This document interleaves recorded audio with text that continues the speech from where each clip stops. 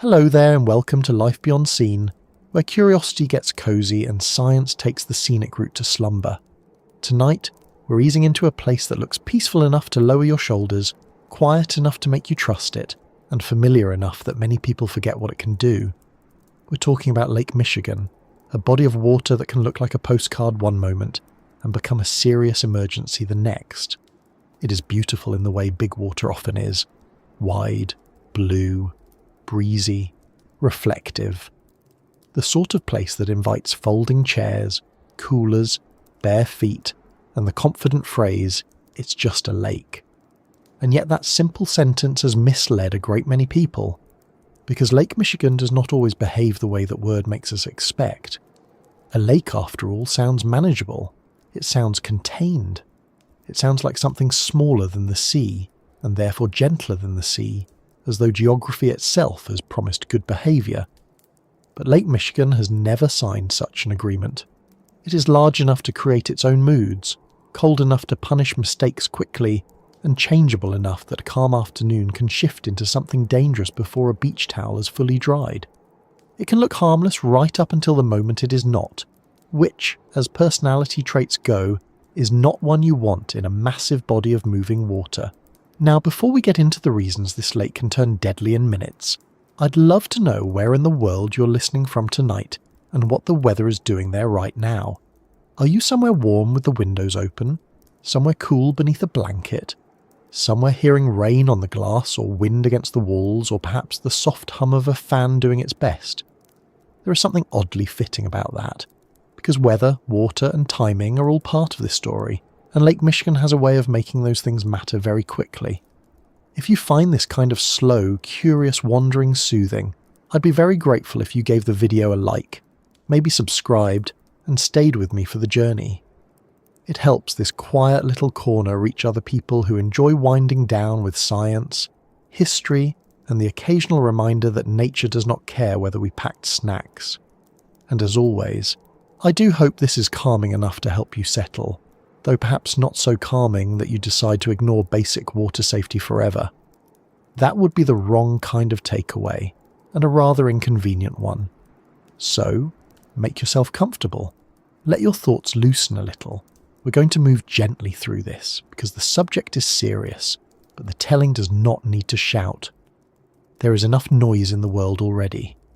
What matters tonight is understanding how a place that looks open, bright, and inviting can become risky with startling speed, not because it is cursed, not because it is strange in some supernatural sense, and not because only reckless people get into trouble there, but because large fresh water can be deceptive in ways that catch ordinary people off guard. That may be one of the most important things to say at the beginning. The danger is not always dramatic from the start. It does not arrive with villain music and a warning label floating above the waves.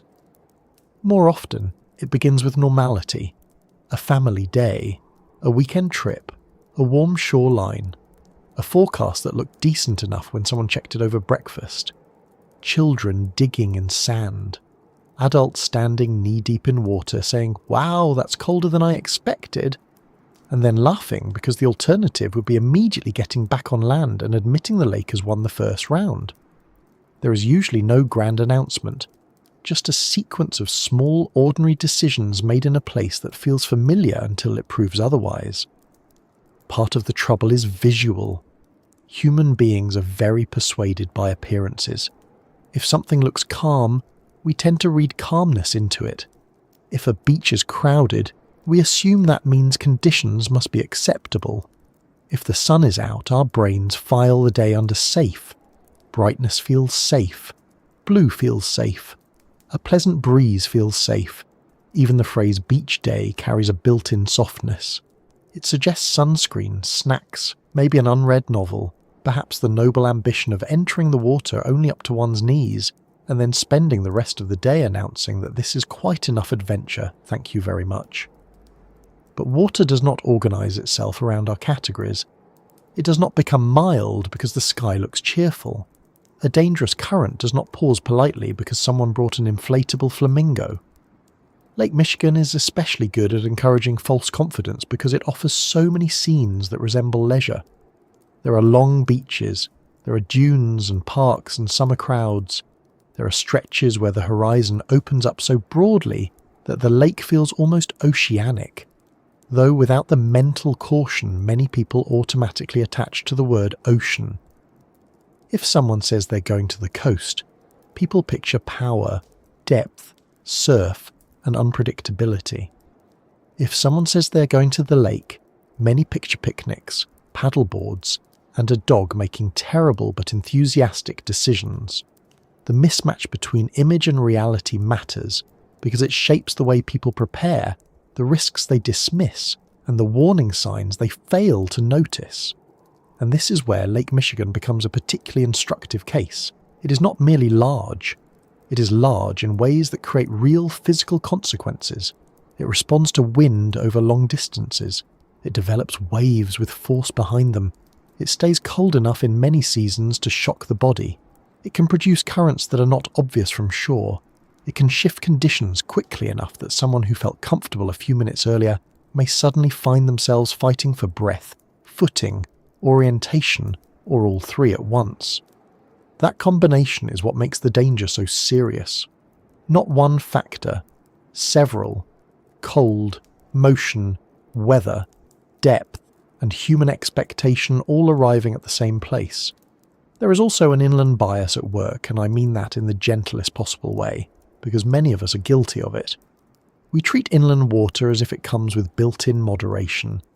The thinking goes something like this: no tides like the ocean, no sharks, no salt, no problem. But the absence of one set of hazards does not erase the presence of another. Freshwater can be just as deadly when size, temperature, wind, and current line up badly. In some cases, it is deadlier precisely because people underestimate it. Surprise is a very unhelpful companion in an emergency. So is denial. So is the sentence, "I'm sure it'll be fine," spoken in a tone that suggests confidence and means almost nothing. That sentence has caused a lot of trouble in human history. It has probably launched poor camping trips, questionable home repairs, regrettable haircuts, and more than a few bad choices involving ladders. But around water, especially cold and moving water, it becomes more than casual optimism. It becomes a risk multiplier. A person who expects difficulty prepares for difficulty. A person who expects an easy afternoon may ignore the very things that matter most, including wind direction, wave height, drop-offs, beach flags, current warnings, and their own physical limits. The lake does not need you to be foolish in some grand cinematic sense. It only needs you to be slightly wrong for slightly too long. And to be fair, the lake often encourages that wrongness with impressive confidence. It can hold a calm-looking surface near shore while danger develops farther out. It can offer a beach that seems active and friendly, while the water itself is doing something less friendly underneath. It can feel refreshing at the edge and brutally cold once you are fully in. It can give strong swimmers just enough early success to carry them into conditions that become impossible when exhaustion, panic, and cold begin to stack. Big water is very good at letting you feel in control right before removing evidence for that opinion. There is another piece of this that makes the subject worth lingering over. Lake Michigan is not dangerous only to people who ignore warnings in obvious ways. It can catch thoughtful, decent, fairly sensible people. Parents watching children, teenagers trying to help friends, visitors who have seen lakes before and assume the rules are similar, runners who decide to cool off, boaters who misread a forecast, swimmers who consider themselves strong because they perform well in a pool where, it should be noted, the floor does not suddenly vanish, the temperature does not plunge with an attitude, and the wall stays in one place rather than moving off toward Wisconsin. Pools are wonderfully cooperative compared with open water. They are measured, bounded, chlorinated rectangles with a strong commitment to predictability. Lake Michigan is not like that. It is not trying to help you pace your laps. It does not care that you swam competitively in high school, or that you once did a triathlon, or that your cousin swears this beach is usually fine. It is not impressed by personal bests. It is not persuaded by confidence. and it has a very inconvenient habit of presenting serious physical challenges in combinations people have not trained for. Cold shock alone can make breathing difficult. Add waves, unstable footing, distance, fear, and a current pulling in the wrong direction, and the situation stops being a simple swim almost immediately. That phrase, "in minutes," matters here, not eventually. Not after some long, obvious deterioration. Minutes, sometimes less than that. Enough time to go from playful to worried. Enough time to go from standing to struggling. Enough time for bystanders on the beach to realise something is wrong, but not enough time to fix it easily. Water emergencies compress decision-making. They punish hesitation and bad instincts. They also trigger some of our worst impulses, including the urge to rush in without understanding what is happening. That is one reason these events can become multiple-person tragedies. One person gets into trouble, another tries to help, then another. Soon the shoreline is full of horror, confusion, and people discovering too late that courage and preparation are not the same thing. Still, this is not a story about blaming victims or turning every visit to the lake shore into a lecture with no room for pleasure. That would miss the point. The point is not that Lake Michigan is evil, or that no one should ever go near it, or that all beauty hides punishment like a stern moral tale. The point is that beauty can lower our guard, scale can be hard to read, and natural forces often become most dangerous when we simplify them. It's only a lake. The water looks fine. We'll just be out for a minute. Those are ordinary thoughts. They are also, in the wrong conditions, the opening steps of a very bad afternoon. And what makes Lake Michigan especially sobering is that so many of its risks are not obvious to the eye of a casual visitor. A thunderstorm feels obvious.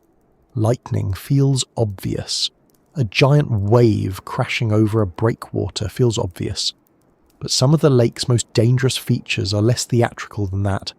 Sudden cold, powerful nearshore currents, water moving along structures, drop-offs, sandbars that create false confidence before they disappear, wind changes that turn manageable waves into punishing ones, weather moving faster over open water than people expect.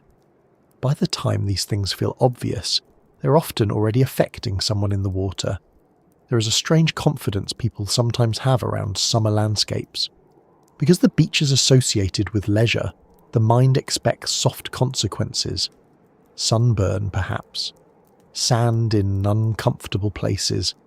A cooler that was packed with optimism and insufficient ice. Maybe the mild embarrassment of discovering that the gulls have no respect for ownership and are prepared to judge your snack choices up close.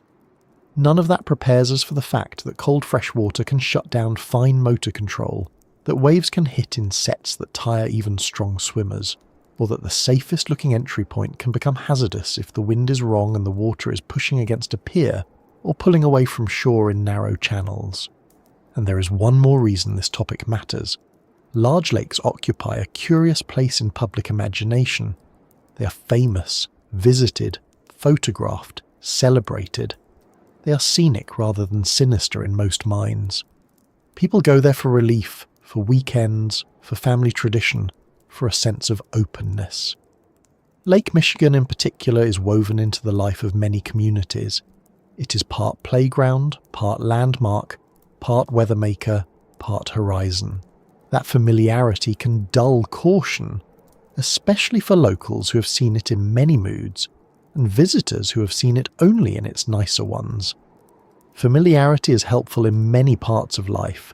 It lets us cross streets without panic and cook pasta without reading a manifesto first. But around natural hazards, familiarity can quietly become overconfidence, and overconfidence does not float. So tonight, as we move through this subject, we are not just looking at one lake. We are looking at the gap between appearance and behaviour, at how quickly environments can change, at how the body responds under stress, at how weather, water and human judgment interact. Lake Michigan makes a strong example because it gathers all of that into one place, and because it has taught these lessons repeatedly, though rather more harshly than anyone would prefer. If you've ever stood beside a large body of water and felt both relaxed and slightly unsure, that instinct was not silly. It was useful. There is wisdom in recognizing scale, motion, and uncertainty, even before you have scientific language for them. The difficulty is that useful caution can be talked down by comfort, crowds, good weather, and the very human desire not to spoil the day. Nobody wants to be the person who says, actually, we should check the conditions again. Nobody dreams of becoming the afternoon's designated wet blanket. Yet the wet blanket is often the one who gets everyone home. And the more closely you look at Lake Michigan, the clearer it becomes that deadly in minutes is not an exaggeration built for drama. It is a practical statement about how fast the lake can stack problems on top of one another. The wind shifts, the waves build, the water shocks the body, a swimmer loses footing, a current forms where nobody expected one, a rescue attempt goes wrong. A few minutes later, people on shore are shouting names into open water, and the whole day has changed shape. That is why this story has to begin not with panic, but with correction. Lake Michigan is not a decorative background with occasional inconveniences. It is a very large, very cold, very active system. It can look mild while behaving otherwise. It can invite you in while setting terms you have not read, and it can punish delay, underestimation, and bad luck in combinations that feel unfair precisely because the day did not look like a dangerous one.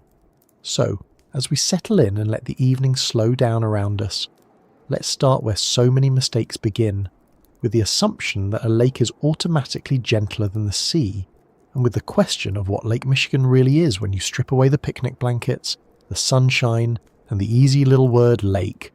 Because once that assumption gives way, the rest of the picture starts to come into focus. And what comes into focus first is scale. Lake Michigan does not merely look large from the beach. It is large by any ordinary human standard, with a water surface area of about 22,300 square miles, a maximum depth of 925 feet, and more than 1,600 miles of shoreline when islands are included.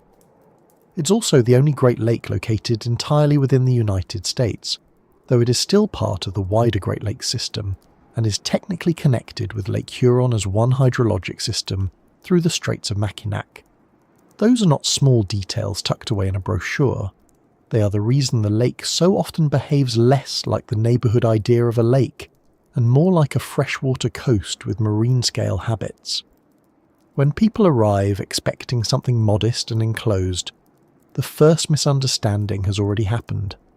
They are standing next to a body of water big enough to generate its own serious conditions, not a widened pond with better scenery. That mismatch between the word and the behaviour matters more than it first appears. The word lake suggests limitation. It sounds like the water has edges that matter in a practical sense, as though the far shore is part of the experience even when you cannot see it. But on many stretches of Lake Michigan, the far shore is not visible at all. The horizon behaves the way a sea horizon behaves. It creates the same visual trick of openness, the same false sense that the surface is simple, the same temptation to judge danger by what you can see from where your sandals are sinking into warm sand. That is not enough information. A body of water this broad does not need ocean salt to produce ocean-like consequences. It only needs distance, wind, depth, changing weather, and human beings who assume an inland setting must be naturally forgiving. Lake Michigan has all five. The practical world understands this better than casual visitors often do. The National Weather Service does not treat the Great Lakes as a cute side note to regular land forecasts. It issues Great Lakes open lake forecasts and nearshore marine forecasts specifically to support safe transportation across the lakes, and those products are issued by designated forecast offices as marine weather products. NOAA also runs Great Lakes wave prediction systems that produce forecasts of wave heights across Lake Michigan and the other lakes. That is a very plain institutional clue. You do not build marine forecast systems for places that behave like decorative water features. You build them for places where wind, waves, visibility, and rapidly changing surface conditions affect boats, paddlers, shorelines, and human safety in ways serious enough to require specialised forecasting. In other words, the people whose job it is to watch the lake do not speak about it as though it were a harmless inland pause between parking lots. There is also the matter of motion, which tends to surprise people because it is not always dramatic at first glance. The Great Lakes are considered non-tidal in the usual ocean sense. The gravitational tides caused by the sun and moon are present, but they are small enough to be masked by larger shifts in water level, produced by wind and barometric pressure. NOAA notes that meteorological effects dominate these short-term water level changes, and that the lakes can experience seeches, oscillating standing waves that can be several feet high and are often mistaken for tides. That means a visitor can arrive assuming, quite reasonably, that a lake without real tides should behave in a simple, steady way, while the actual water is already responding to pressure changes and wind setup with far more force than expected. A sea has tides. Lake Michigan has its own set of complications, and the fact that they are different does not make them gentle. It simply makes them easier to underestimate. Some of the strongest evidence for sea-like behaviour comes from the way wind works across the lake. On a small inland lake, wind can ruffle the surface, push a few choppy waves around, and make your hat blow off with unnecessary confidence. On Lake Michigan, there is enough open water for that same wind to build much larger wave fields, enough to create conditions that affect shipping, paddlecraft, swimmers, piers and beaches far from wherever the weather first changed. NOAAs. Great Lakes wave modelling exists precisely because wave conditions on these lakes are substantial, forecastable and operationally important, not because someone thought it would be charming to animate a little ripple map. Once wind has room and time to work on a water surface this large, the lake stops behaving like a protected inland basin and starts behaving like a freshwater sea with fetch, momentum, and consequences that travel. This is one reason a calm memory of yesterday's beach can be almost useless as a guide to today's. The shoreline itself gives the game away if you know what to look for. Lake Michigan has dunes, bluffs, exposed beaches, long curving coasts, harbour structures, and stretches where the land has clearly been shaped by persistent wave action over very long periods. National Park Service sites along the lake routinely describe the force of Lake Michigan in terms that sound much closer to a coast than a casual inland beach, and paddling guidance for places like Sleeping Bear Dunes warns specifically about cold temperatures, high winds, fog, and rough seas that may occur at any time. That phrase, rough seas, is not accidental flourish. It is operational language. It tells you how experienced managers think about the water in front of them. They are not saying, expect a mildly energetic afternoon. They are saying in effect that this body of fresh water can produce the same kinds of problems people associate with marine conditions. Large waves, difficult landings, rapidly worsening wind exposure, and reduced margins for error once you're offshore. Then there is weather, which large lakes handle in their own stubborn way. NOAA. A research on the Great Lakes notes that these large bodies of water force changes in temperature, cloud cover and precipitation, and that their impacts can extend even to severe convective weather. Lake breeze circulation is one of the important mechanisms in that system, and NOAA's educational material notes that what people call a sea breeze can occur along the shore of any large body of water, including the Great Lakes. That matters because a place that influences wind, temperature and storm behaviour is not merely receiving weather from the outside, it is participating in it. The lake helps shape local conditions, and that means shore weather can change in ways that feel abrupt to people who are thinking only like land observers. The beach may feel warm and settled. The lake may be doing something else entirely, and before long the air, the waves and the nearshore conditions begin to show it. A smaller, calmer lake often lets people recover from bad planning by being forgiving. You forgot to check the forecast, but the cove is sheltered. You launch the wrong kayak, but the shoreline is close and the water is warm enough to climb back in without your hands turning useless. You misjudge the wind, but there is a quiet bank nearby and a short route home. Lake Michigan often removes those comforts one by one. The National Park Service warns paddlers to stay within 400 feet of shore in parts of Sleeping Bear Dunes, because that improves the odds of reaching land safely if something goes wrong. It also notes that recreational kayaks designed for inland waters can be dangerous in high winds and big waves on Lake Michigan, while sea kayaks are the recommended craft. That distinction is telling. It means the difference between lake boat and sea boat is not just branding or outdoor shop snobbery. On Lake Michigan, it can be the difference between equipment that suits the water and equipment that becomes a poor joke the moment the lake decides to get serious. The same problem exists for swimmers, only with less gear and less room for self-deception. In a pool, or even in many modest inland lakes, effort translates fairly reliably into progress. You kick, you move, you tread, you stay up, you get tired, you head for the edge. Large, wave-driven water interferes with that tidy relationship. The surface itself becomes part of the struggle. Direction is harder to judge. Timing gets worse. Breathing becomes work rather than background function. Add cold water and broken wave faces, and even a strong swimmer can feel less like an athlete and more like a person arguing with physics. That is a sea problem. Not because the water is salty, but because the forces involved have moved beyond the scale where personal confidence matters very much. One of the quiet dangers of Lake Michigan is that people do not always realise when that threshold has been crossed. They think they are still in a lake situation long after the water has moved on. The shore structures reinforce this marine character in a less romantic and more alarming way.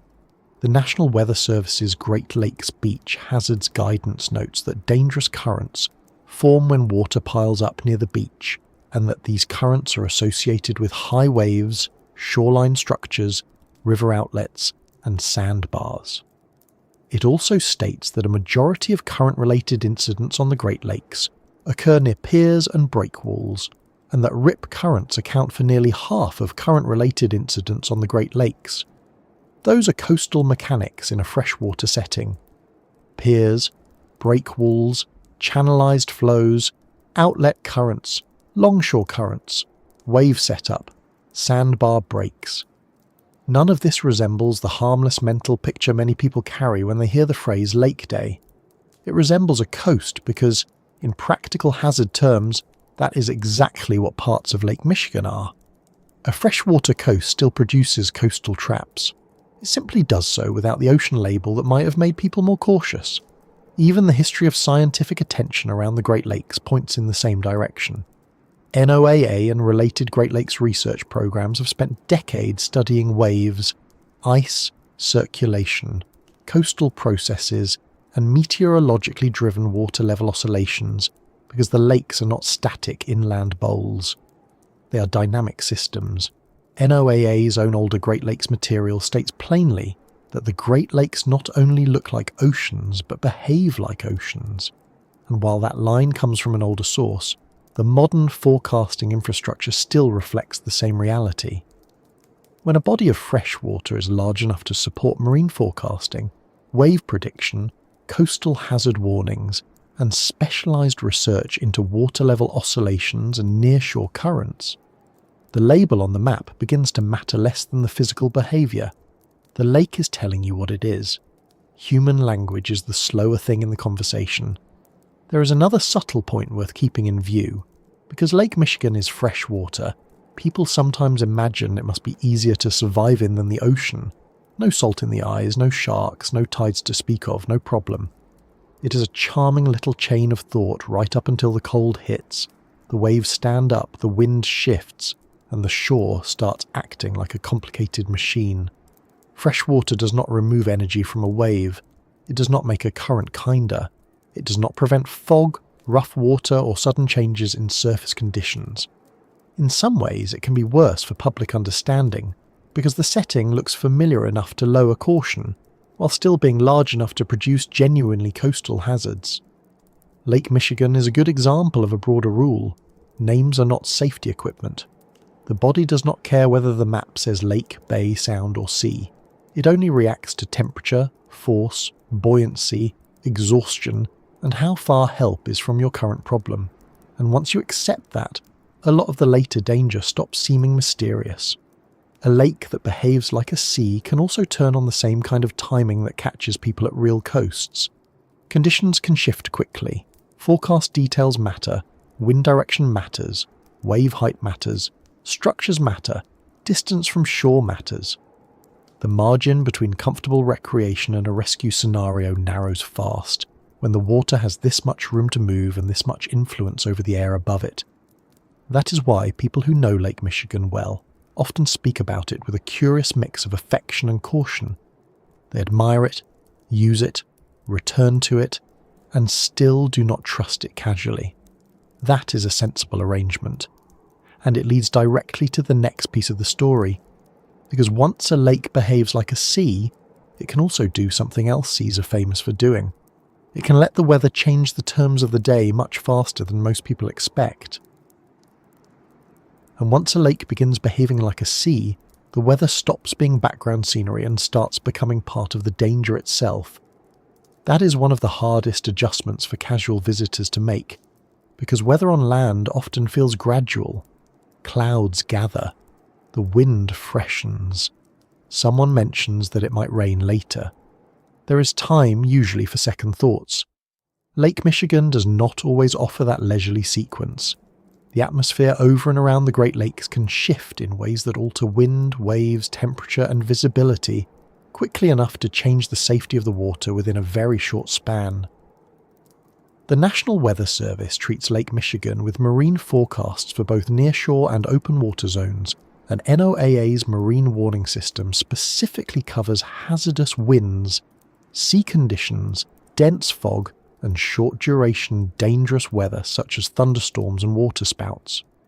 That is a very direct institutional admission that conditions on the lake can change fast enough, and dangerously enough, to require the same kind of dedicated weather language used for marine environments. Part of what makes this so deceptive is that Lake Michigan does not merely sit under the weather, it helps shape it. NOAA research on Great Lakes meteorology explains that these large bodies of water force changes in temperature, cloud cover, and precipitation, and that their influence can even extend to severe convective weather. One of the key mechanisms is lake breeze circulation, which develops because land warms faster than water. During the day, that temperature contrast can create a sharp gradient in the near-surface air, shifting winds as the atmosphere tries to rebalance itself. Studies cited in NOAA work found that Lake Michigan lake breezes occur frequently during the warm months, often multiple times per week, and in Chicago they have been observed on roughly half of all days from May through September. That means the shoreline is not just receiving the same weather as inland neighbourhoods. It is often operating under its own local wind system, one that can make a beach feel entirely different from the parking lot 10 minutes behind it. That local wind system sounds harmless enough until you think about what it does to people in and near the water. A warm inland afternoon can encourage all the usual human optimism. Towels appear, coolers emerge. Someone says the breeze feels nice. But a lake breeze is not merely decorative air conditioning. The National Weather Service notes that lake breezes shift the wind and cool temperatures, and under certain conditions they can also help initiate thunderstorms. In practical terms, that means the same process that makes the shoreline feel pleasantly different from inland areas can also alter the timing and behaviour of storms. It can change where wind converges, where clouds develop, and where weather that looked distant begins to matter. To someone standing on the beach, the transition may feel confusingly fast. The sky may still look acceptable, the sand may still be warm, yet the water can already be changing character because the wind has changed direction, strengthened, or begun acting over a longer stretch of open surface. By the time people notice the waves are rougher, the lake may already be working from a different set of rules than it was 20 minutes earlier. This is one reason, without warning, is such an interesting phrase around Lake Michigan. The atmosphere often does provide warning. Forecast offices issue open lake forecasts, nearshore marine forecasts, beach forecasts, beach hazard statements, advisories, and warnings. The difficulty is that many beachgoers are not reading marine products before entering the water, because they do not think of a beach day as a marine decision. Yet the National Weather Service's Great Lakes Beach Hazard Program exists specifically because daily swim risk can rise based on the threat of high waves and dangerous currents, and beach hazard statements provide additional details on high-risk days. In other words, the warning may already exist in plain language, but it is stored in a mental category many visitors never open. They might check whether the afternoon will be sunny. They may not check whether breaking waves and current risk make the water a bad idea. So from the perspective of the people caught in it, the danger can feel sudden and unfair, even when meteorologists have been trying to say all day that the lake is in a poor mood. Thunderstorms make that gap between appearance and danger even worse. NOAA's Marine Weather Warning Guidance states that the National Weather Service issues special marine warnings for potentially hazardous marine weather conditions that are usually short in duration, including high winds and large hail during thunderstorms or waterspouts. Short duration is the important part there. A thunderstorm does not need to linger all afternoon to create a serious problem over water. It only needs to arrive with a burst of wind, sharp wave growth, lightning, reduced visibility, and general atmospheric bad manners. On land, a thunderstorm can be inconvenient. On Lake Michigan, the same storm can turn a manageable shoreline into a place of breaking waves, structural currents, and panicked decisions. NOAA's lightning safety guidance is blunt about this. If lightning threatens, people should immediately get out and away from ponds, lakes, and other bodies of water. Water is not a place to negotiate with a thunderstorm, and Lake Michigan is certainly not a place to test whether this particular cloud means business. It almost always does. Wind is often the fastest part of that transformation. Marine advisories exist for a reason, and NOAA explains that small craft advisories are issued for sustained winds and or sea conditions that may be hazardous to small vessels. The general wind threshold is 20 to 33 knots, while wave thresholds vary by area and can range from 4 to 10 feet or more. Lake Michigan's own marine forecast pages divide the lake into zones, provide synopses, and describe waves using significant wave height, along with the average height of the highest 10% of waves occasionally encountered. That little forecasting detail is worth pausing over. It means the number people see on a marine forecast is not a ceiling and not a promise of uniformity. Some waves will be larger than the average, sometimes significantly so. That matters enormously to anyone in small craft, on piers, or in the surf zone. A beachgoer may think in terms of whether the water looks rough. The lake, meanwhile, is operating in measurable ranges of wind energy and wave statistics that can overwhelm a person long before the scene looks cinematic enough to scare them back onto the sand.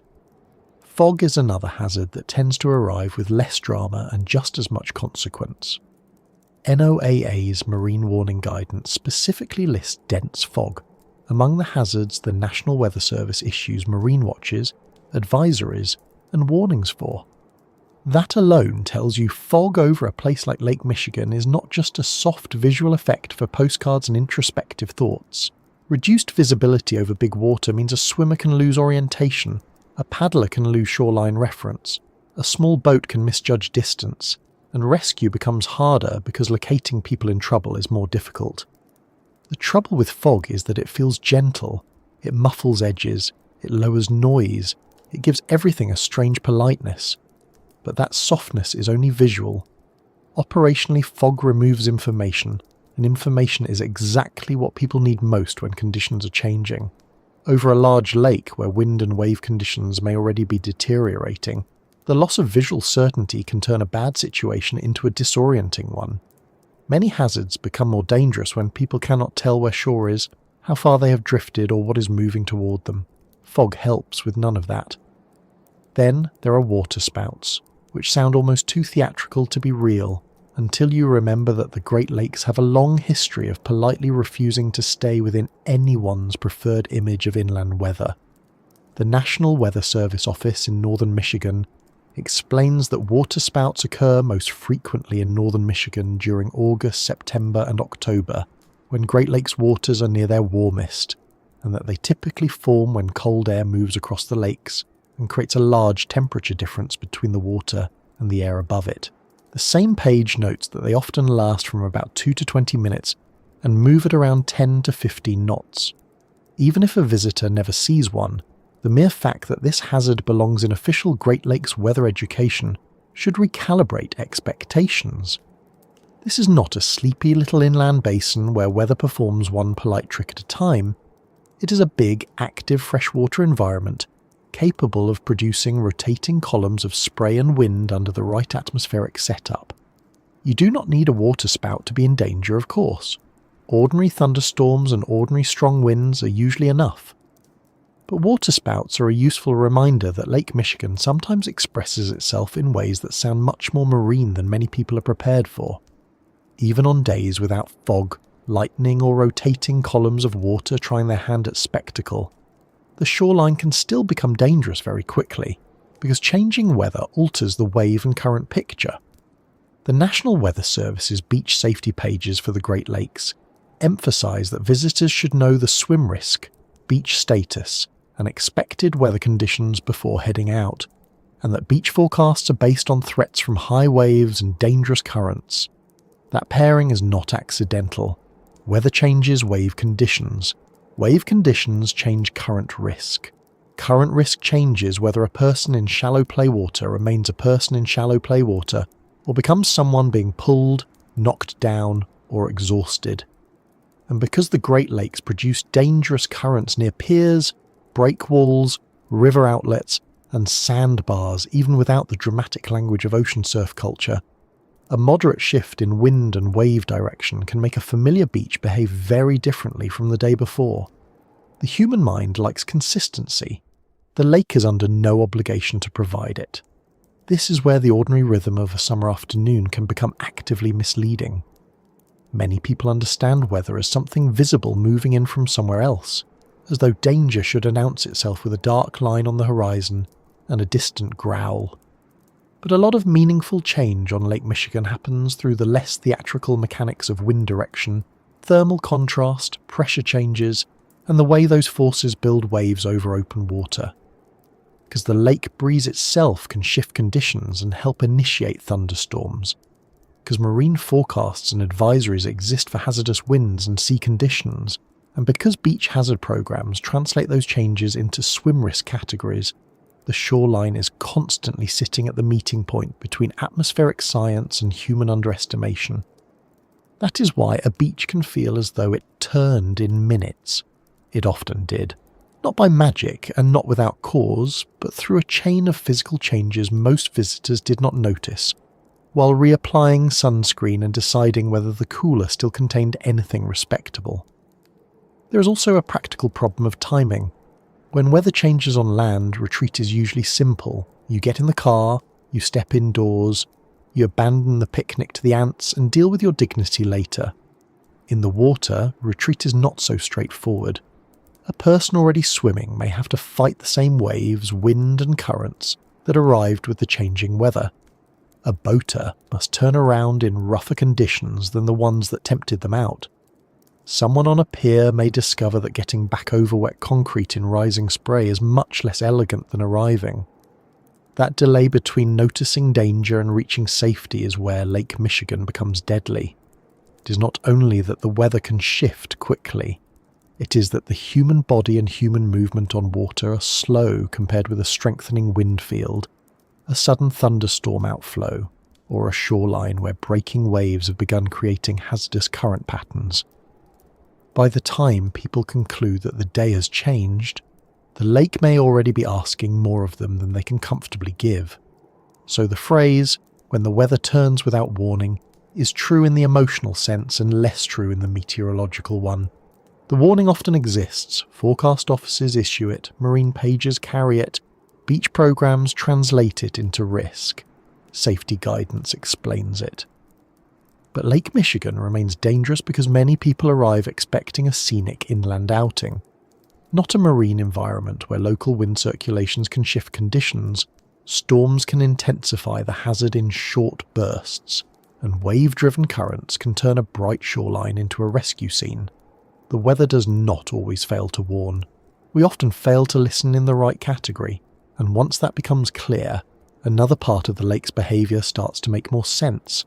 Because after the weather changes the terms of the day, it is the wind and the waves that often do the fastest, most visible work of turning that change into danger. And once the weather has changed the mood of the lake, the real work is often done by two things people think they already understand: wind and waves. On most ordinary days, wind seems harmless enough. It cools the skin, moves a towel, and makes everyone at the beach feel as though nature is doing them a favour. Waves, too, are often filed under the category of pleasant scenery. They look rhythmic. They sound soothing. They give the shoreline a sense of movement without necessarily looking threatening. The problem is that both of these impressions are based on mild conditions. Lake Michigan does not stay mild out of politeness, and when the wind has enough room to work across a body of water this large, those same friendly-seeming ingredients become the mechanism of danger. NOAA and the National Weather Service treat the Great Lakes as places where waves and marine conditions must be forecast operationally, which is a good clue that the wind here is not merely decorative. It is a force that builds energy into the water and changes what the shoreline can do to a human body in a very short time. Wind waves are, at the most basic level, waves generated near the wind source. That sounds almost too simple to matter, but it matters enormously on Lake Michigan because of how much open water the wind can travel across. The technical word for that distance is fetch, and NOAA notes that the magnitude of wind-driven storm surges on the Great Lakes depends on both wind speed and fetch, meaning the distance the wind has to travel over the lake and build momentum. That single detail explains a great deal. A small inland lake gives the wind only so much room to organise trouble. Lake Michigan gives it distance, and distance lets energy build. By the time that energy reaches a beach, a pier, or a swimmer, it is no longer a pleasant breeze with a good publicist. It is a delivery system for wave action, water piling up near shore, and currents that begin as invisible consequences before they become obvious emergencies. That build-up of energy is easy to underestimate because waves look repetitive, and the human brain often mistakes repetition for manageability. If something keeps doing the same thing, we begin to feel we've understood it. One wave comes in, another follows. The pattern appears almost domestic, as if the lake is simply tidying its own edge. But a wave is not just shape, it is moving energy. And on the Great Lakes, the National Weather Service tracks not only wave height but also wave period, which is the time between successive waves. That second measurement is where the hidden force becomes much clearer, because the Great Lakes have relatively short wave periods. NWS, Chicago's Great Lakes Safety Material, explains that waves on the Great Lakes typically arrive more frequently than ocean waves, leaving swimmers less time to recover between impacts. In many incident summaries, the average Great Lakes wave period is around 4 seconds, and current-related incidents commonly occur with periods in the 4 to 5 second range. That means a person knocked off balance is not dealing with a single interruption. They're dealing with repeated impacts arriving fast enough to deny them recovery time. That shorter interval matters far more than most people realise.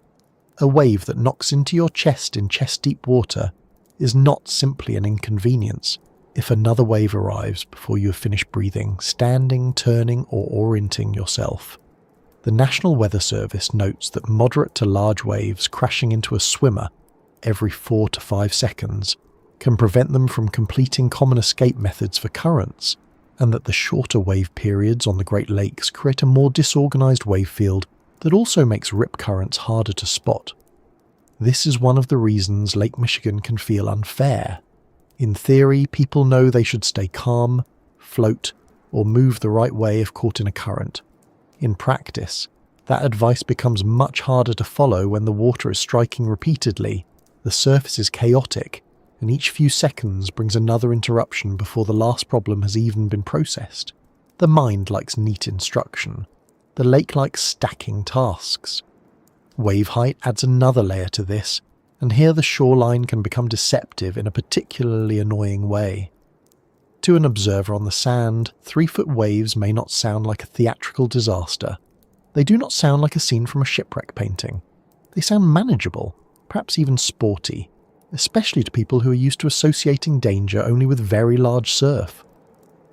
But the National Weather Service's Great Lakes Safety Guidance says plainly that if you see white water, waves are at least 3 feet and dangerous currents may be present, and it also notes that the waves alone pose a danger. Great Lakes Swim Risk Guidance similarly defines moderate and high swim risk in terms of breaking waves and dangerous currents. This means the threshold for serious trouble is lower and more common than many people expect. You do not need a towering wall of water. You need enough repeated breaking wave action to pile water towards shore and then force it to find a way back out. That pile up near the beach part is crucial. The National Weather Service explains that dangerous currents form when water piles up near the beach, especially when waves are high or near shoreline structures, river outlets, and sandbars. Water pushed towards shore does not simply disappear because everyone would prefer it to calm down. It has to return to the lake somehow. When it does, it forms currents. Sometimes they move directly offshore as rip currents. Sometimes they move parallel to the beach as longshore currents. Sometimes they are intensified near piers and breakwalls, where structures change how water can move. Sometimes they form in channels between the shore and an offshore feature. The wave that looked like a surface event from your beach chair is therefore only the visible half of the problem. The hidden half is the water movement the wave leaves behind after it breaks. That hidden half is often what takes people from standing to struggling. Rip currents tend to get the most attention, and for good reason. The NWS states that rip currents are strong currents that can pull you offshore into deeper water, and that they account for nearly half of current-related incidents on the Great Lakes.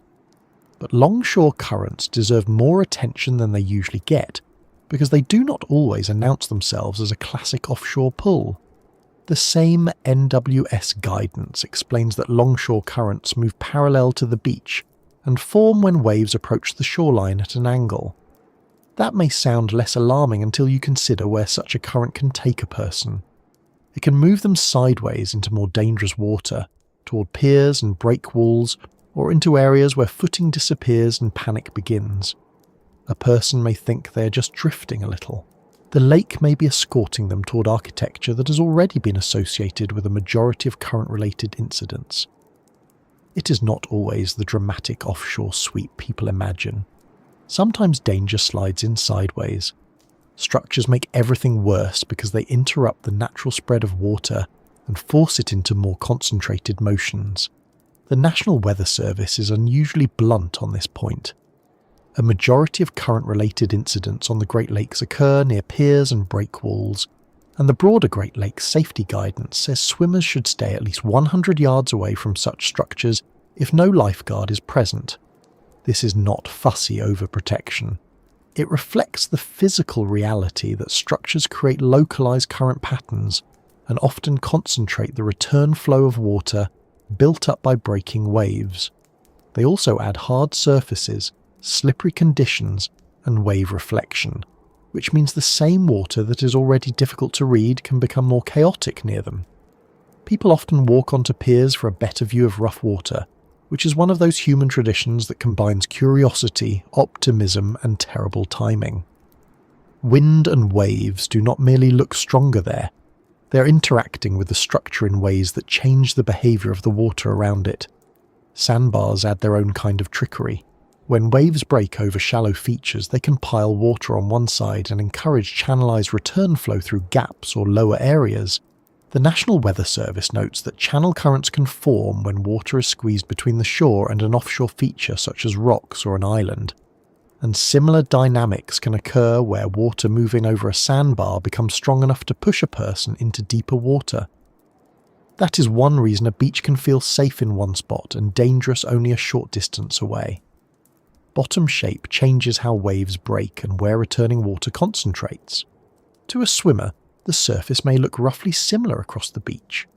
Underneath, The lake is making decisions about where that water can go next, and those decisions are not always visible until a person is already in the part of the story they did not mean to audition for. There is also a statistical pattern here that makes wind and waves even harder to dismiss as background factors. NWS, Chicago's beach hazard material, states that 85% of current-related drowning rescues or fatalities on the Great Lakes occurred during times of high waves. Great Lakes incident summaries also show that wave heights greater than 3 feet are common during these incidents, and that wave periods are often in the short 4 to 5 second range. Wind speed itself is described by the NWS as an indirect factor in current development, because depending on direction, strength and longevity, it generates the moderate to high waves that lead to dangerous currents when they reach the shoreline. This is an important correction to the casual beachgoer's view. The wind is not dangerous only when it feels violent on your face. It is dangerous when it has had enough direction and duration to organise the lake into a hazardous near-shore system, even if the day still looks summery enough to encourage poor decisions. One of the more unsettling things about Lake Michigan is that even non-tidal does not mean still. NOAA notes that the Great Lakes are considered non-tidal because the true lunar and solar tides are small, less than 5 centimetres at spring tide, and are masked by much greater water level changes caused by wind and barometric pressure. The Michigan Department of Environment, Great Lakes and Energy explains that lake levels can change in a matter of hours due to weather, and that seizures occur when strong winds and rapid pressure changes push water from one end of a lake to the other. In other words, the lake can experience water level shifts and oscillations driven by meteorology rather than by the moon. A person standing at the shore does not need the full scientific diagram to understand the implication. The water is being moved around on scales larger than a single breaking wave. Wind changes the shape of the shoreline experience not just by roughening the surface, but by redistributing water itself. This is another way in which the lake behaves more like a coastal environment than most people expect. NOAA and the National Weather Service maintain Great Lakes wave models, nearshore marine forecasts, and buoy observation systems because these processes are substantial enough to require regular operational monitoring. Real-time marine observations include wind speed, wind gust, wind direction, wave height, and wave period, which tells you something very practical. The conditions that matter for safety on Lake Michigan are measurable marine conditions, not vague impressions of whether the water seems a bit choppy. The lake has to be watched in terms of wind fields, wave statistics, and water motion, because that is how it behaves. Human beings, meanwhile, are still standing on shore trying to determine whether the waves look fun, which is a lovely example of optimism and not a great example of risk assessment. And because these forces are layered, the trouble compounds quickly. A swimmer knocked down by short-period waves loses rhythm. Water piled near shore begins returning through a channel. A longshore current nudges them toward a pier. A strong gust makes the surface harder to read. Panic increases breathing and energy use. Another wave arrives before they recover. None of these elements needs to be extreme on its own. Together they create a problem that grows faster than most people can solve it. That is why the NWS uses swim risk categories for the Great Lakes, and warns that even during low risk, dangerous currents may still exist near piers, breakwalls, and river outlets. The lake does not need to be in a cinematic rage to be dangerous. It only needs enough wave energy, enough geometry, and enough misplaced confidence to turn ordinary movement into a losing argument. The visual irony of all this is almost rude. Wind is invisible. Waves are visible, but not always readable. The most dangerous current patterns may be hidden by the very wave field creating them. NWS guidance warns that on the Great Lakes, traditional signs of currents can be masked when waves are high, and that people should assume dangerous currents may be present near structures, river mouths, and when waves are greater than 3 feet. That means the surface can look too messy to interpret correctly, just when correct interpretation matters most. In quieter water, people may spot a suspicious gap or muddy streak. In rougher water, the visual clues become less reliable, and the safest assumption becomes the least exciting one: stay out.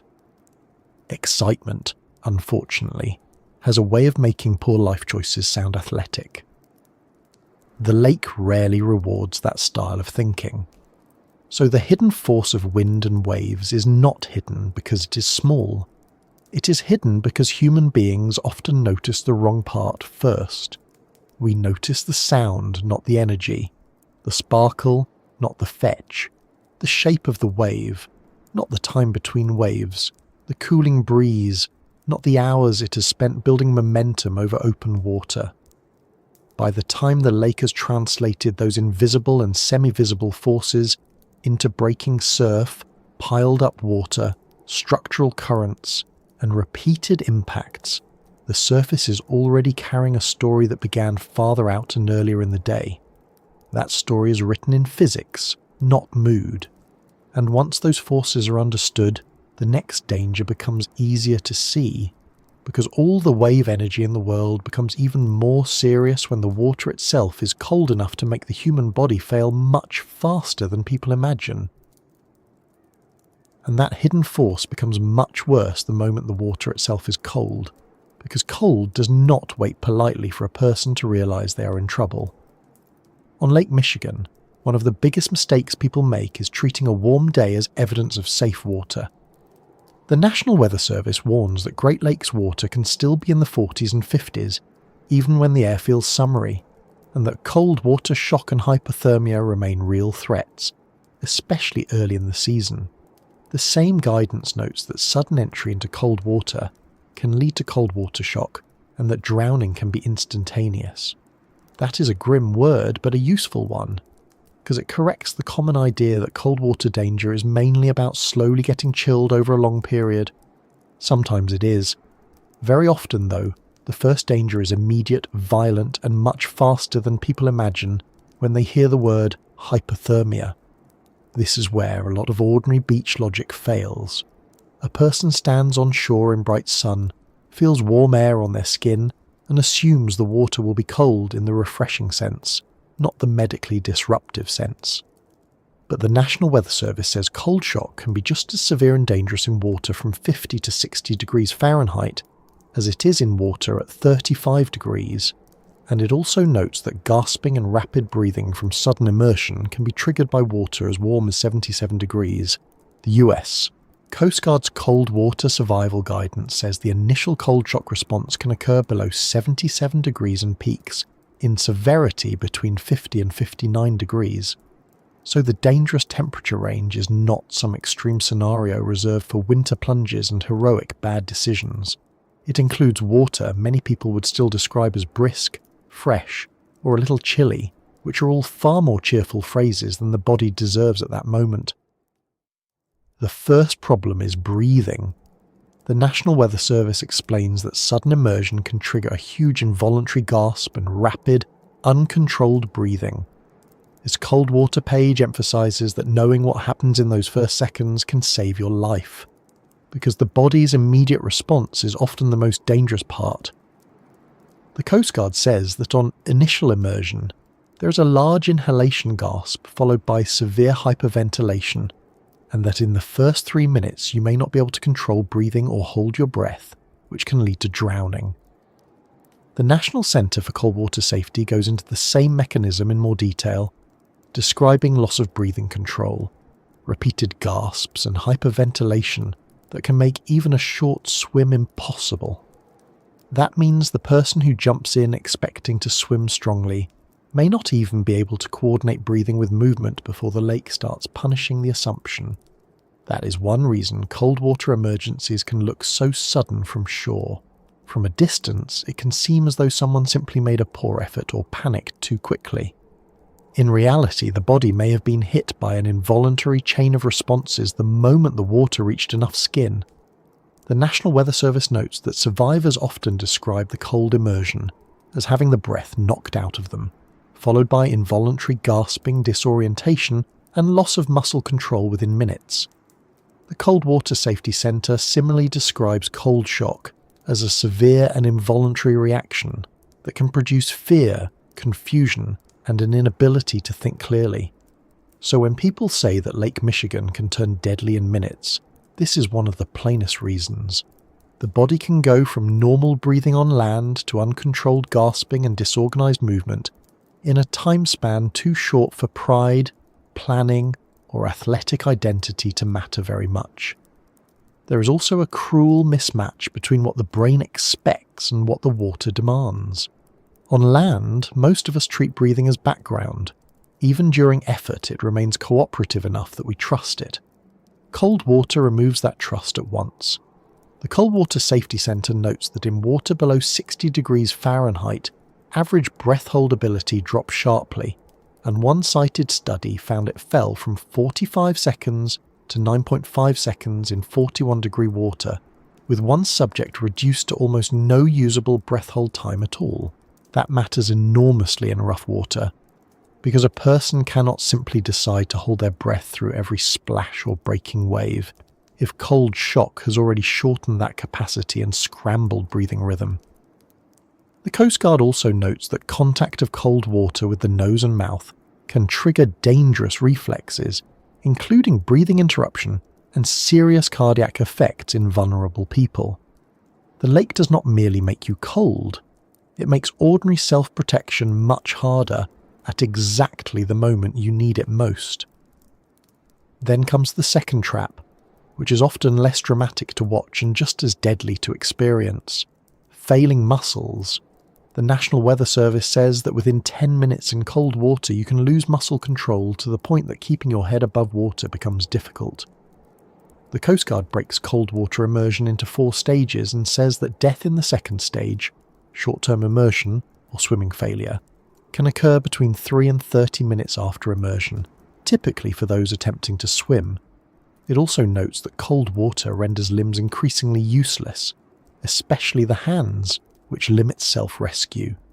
The National Center for Cold Water Safety describes physical incapacitation as the point at which cold shuts down the arms, legs, hands and feet so thoroughly that a person becomes physically helpless in the water.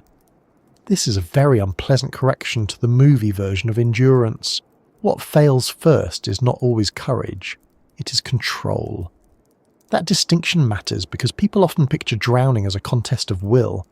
They imagine that a strong swimmer can simply push harder, stay calm longer, kick more decisively, and earn their way back to shore through character and effort. Cold water has very little respect for that theory. The Cold Water Safety Center explains that as muscles and nerves cool, a person becomes progressively weaker, more exhausted, and less able to use hands and feet effectively. It also notes that in very cold water, it is possible to lose the use of the hands in under a minute, and that once the hands stiffen and spread apart, swimming becomes even more compromised. The Coast Guard adds that swimming itself can increase the rate of body cooling by 30 to 40%. So the instinct that feels most reasonable to a person in trouble, to swim hard and fix the situation fast, can accelerate the physical decline that makes the situation unwinnable. That is a particularly nasty design flaw from the point of view of human optimism, and because Lake Michigan so often adds waves to the picture, failing muscles become even more dangerous.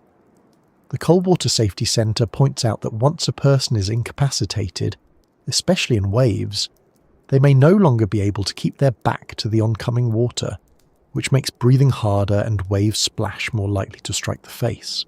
It also notes that even with a life jacket, the mouth can be very close to the surface and rough water can still force repeated inhalation of water. The Coast Guard's guidance makes a similar point in plainer terms. Many people do not die of deep hypothermia alone, but from earlier problems such as inability to function, inability to keep themselves positioned safely in waves, and drowning despite flotation. This is worth lingering over because it corrects one of the biggest myths around cold water. The danger is not simply that you get colder and colder until some distant threshold is crossed. The danger is that cold quickly makes the ordinary mechanics of survival stop working while the lake keeps moving. That's why officials repeatedly stress that a life jacket should be worn, not merely carried. The National Weather Service says wearing a life jacket significantly increases the chances of survival, and Great Lakes Beach safety guidance repeats the point because cold water shock and dangerous wave conditions can make swimming nearly impossible. The Coast Guard likewise emphasises that having the proper flotation during the first critical window can mean the difference between life and death. That does not mean a life jacket solves everything. It does not warm the water, it does not stop panic, and it does not cancel waves or currents. But it can keep a person afloat during the period when breathing is least controlled and muscle function is dropping fastest. Without that help, the window for a successful self-rescue becomes brutally short. With it, there is at least some time for the body to stop trying to breathe like a malfunctioning bellows and start behaving a little more rationally. The phrase hypothermia still belongs in the story, of course, but not as the main villain people often imagine. The National Weather Service notes that water in the 40s and 50s can cause hypothermia within an hour, which is serious enough on its own, but the Coast Guard says that the majority of deaths in cold water immersion occur in the 2 stages before hypothermia actually develops. Cold shock and short-term incapacitation. That is one of the most useful facts in this whole discussion, because it explains why people can disappear so quickly in water that is not frozen and on days that do not look dramatic. They are not necessarily succumbing to a long cinematic decline into deep cold. Many are lost early when breathing is out of control, hands stop working, legs weaken, and the effort to swim becomes a trap rather than a solution. Hypothermia matters, but the first minutes matter more. There's also a deeply unfair social element to this. Warm weather encourages all the wrong confidence. The NWS, Great Lakes Beach Guidance, says plainly that air temperatures may be warm, while water temperatures remain in the 40s and 50s, especially early in the season. This creates the classic setup for trouble on Lake Michigan. A beach that feels inviting, a crowd that signals safety, and a body of water cold enough to hit the human system like a medical ambush. People wade in laughing because the first step is survivable. They go farther because the day itself feels friendly. Or they jump from a pier, a boat, or a shoreline edge because the air has told them summer has arrived. The water has not agreed. Water has much more thermal patience than air, and the Great Lakes can hold cold deep into seasons that encourage very loose decision-making in swimsuits. The body, unfortunately, reacts to the water it enters, not to the month printed on the calendar or the optimism carried in from the parking lot. Rescue becomes harder for the same reasons. A person in cold water is not just tired. They may be disoriented, gasping, losing dexterity, and incapable of performing simple tasks that would look obvious to anyone watching from shore.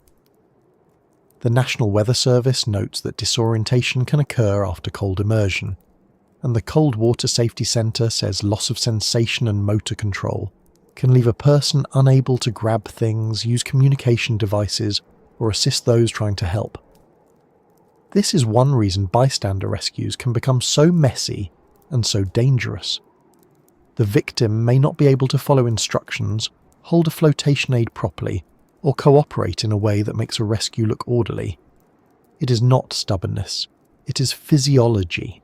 The body's becoming less available to the mind by the minute, while the lake continues demanding coordination the person no longer has. And because this is Lake Michigan, not a calm training basin, all of these cold water effects tend to meet another problem at the same time: moving water. The National Weather Service's Great Lakes Safety Guidance warns that waves on the lakes come fast and close together, can make swimming nearly impossible, and become especially dangerous when currents are present.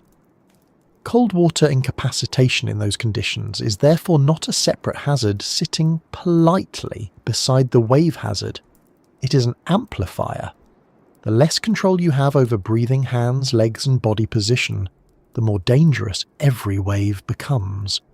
The more waves you take in the face, the harder it is to regain breathing control. The weaker your kick becomes, the less chance you have of resisting the water's preferred direction. And once that direction is being set not by you but by current, the lake stops feeling cold and starts feeling mechanical, like a large system reducing a human body to whatever parts of it still function at all. So when people say someone was a strong swimmer, that may be true and still not especially relevant. Strength assumes usable muscles, controlled breathing, and enough coordination to make effort count. Cold water removes those in sequence and often does it before the victim has finished understanding what is happening. That is why Lake Michigan can look manageable and then become fatal so quickly.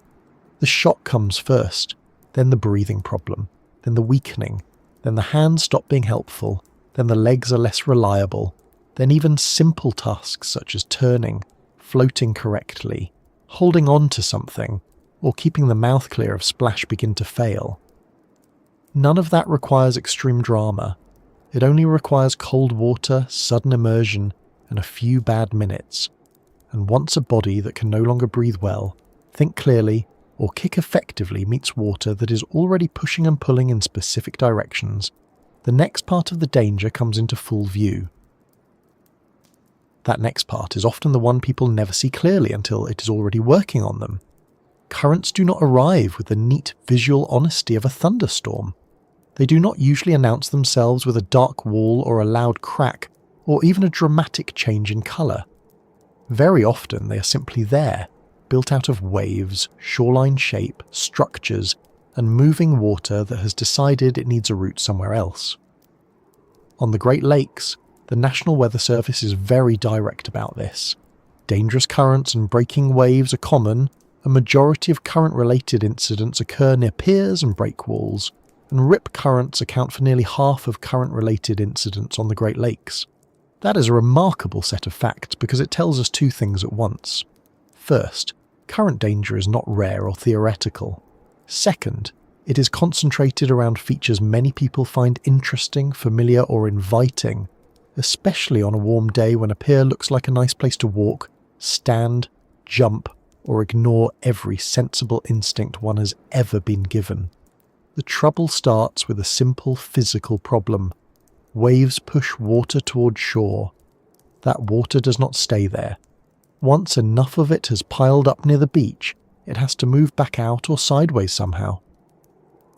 The National Weather Service explains that dangerous currents form when water piles up near the beach, especially when waves are high or near shoreline structures, river outlets, and sandbars. This means the pleasant-looking surf line is not just a line of white water and noise. It is the place where the lake is rearranging itself. Water goes in, water must go out, and the return routes are not always where a swimmer expects them to be. People often think of a current as a single obvious thing, a kind of underwater river with a sign posted above it. In reality, the shoreline can host several different current types at once, each shaped by local features and each capable of moving a person into deeper water, toward hard structures, or simply away from the place they thought they were standing. Rip currents are the most widely known of these, but even there the public image is often incomplete. NOAA defines a rip current as a powerful, narrow channel of fast-moving water flowing away from shore, and the National Weather Service notes that on the Great Lakes they commonly form in gaps in sandbars, where water that has washed up on the beach surges offshore through the break. The key part of that sentence is not only away from shore, though that is naturally the bit people remember when they are imagining the panic. The key part is channel. A rip current is not the whole lake pulling at once. It is a concentrated escape route for water, and because it is concentrated, it can be fast enough to outmatch a swimmer who makes the perfectly understandable but usually disastrous choice to fight it head-on. The current is not challenging them to a fair test of determination. It is simply moving in one direction with more efficiency than their body can match for very long. That is why official guidance sounds almost repetitive on this point. NOAA and the National Weather Service both say that if you are caught in a rip current, you should not swim directly against it. Instead, the guidance is to stay calm, float to conserve energy, and then swim parallel to shore or follow the shoreline direction until you are out of the current before heading back in. NOAA is also careful to say that rip currents do not pull you under. They pull you away from shore. That distinction matters because panic often comes from misreading the threat. A swimmer feels movement away from the beach, assumes they must fight straight back immediately, and spends their strength in the only direction least likely to help. By the time they realise the water is winning, they may already be too tired to do the thing that would have worked earlier. Currents are very good at making the wrong instinct feel urgent. Lake Michigan adds another layer of difficulty because Great Lakes wave fields can hide the visual clues people are taught to look for. The National Weather Service notes that traditional signs of currents, such as a calmer gap in the waves, a different water colour, or foam and sediment moving outward, can be hidden during times of high waves, especially on the Great Lakes. In other words, the water may become harder to read precisely when reading it matters most. This is a deeply inconvenient arrangement for the human species because our whole hazard system depends heavily on seeing something that looks wrong and then deciding not to become part of it. A rip current on a rough Lake Michigan day may not look like a neat dark lane waiting to be identified by a careful tourist with excellent judgment and expensive sunglasses. It may look like general disorder, which means the safest assumption often becomes very simple. If the waves are high enough to produce white water, the National Weather Service says they are at least 3 feet, and dangerous currents may be present. At that point, the shoreline is already past the stage where optimism's useful. Longshore currents are less famous, but in many ways they are more deceptive because they do not always feel dramatic at first. The National Weather Service explains that longshore currents move parallel to the beach, forming when waves approach the shoreline at an angle. These currents can push a swimmer down the beach over time, make it difficult to stay in front of the same spot on shore, and move people into places they do not want to go, including rocks, piers, and break walls. This is one of the more annoying ways the lake can get a person into trouble, because the movement may feel modest at first. A child playing in shallow water drifts sideways between sandbars. An adult notices they are no longer in front of the same umbrella. A swimmer assumes they can simply correct for it later. But later is often the wrong time to solve a current problem, especially if that sideways movement is carrying the person toward a structure that changes the water from difficult to punishing.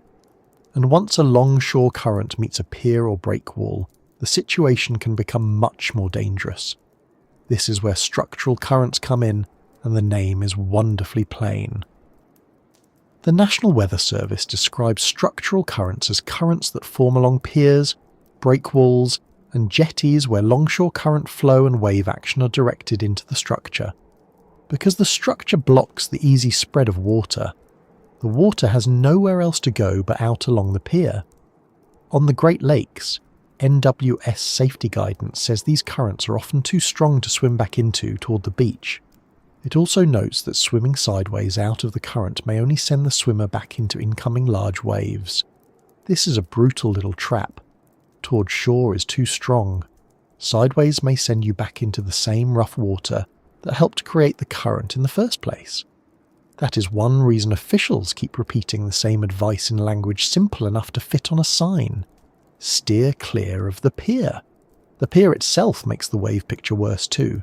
According to the National Weather Service, waves are chaotic near piers because they reflect off the structure on the incoming wave side.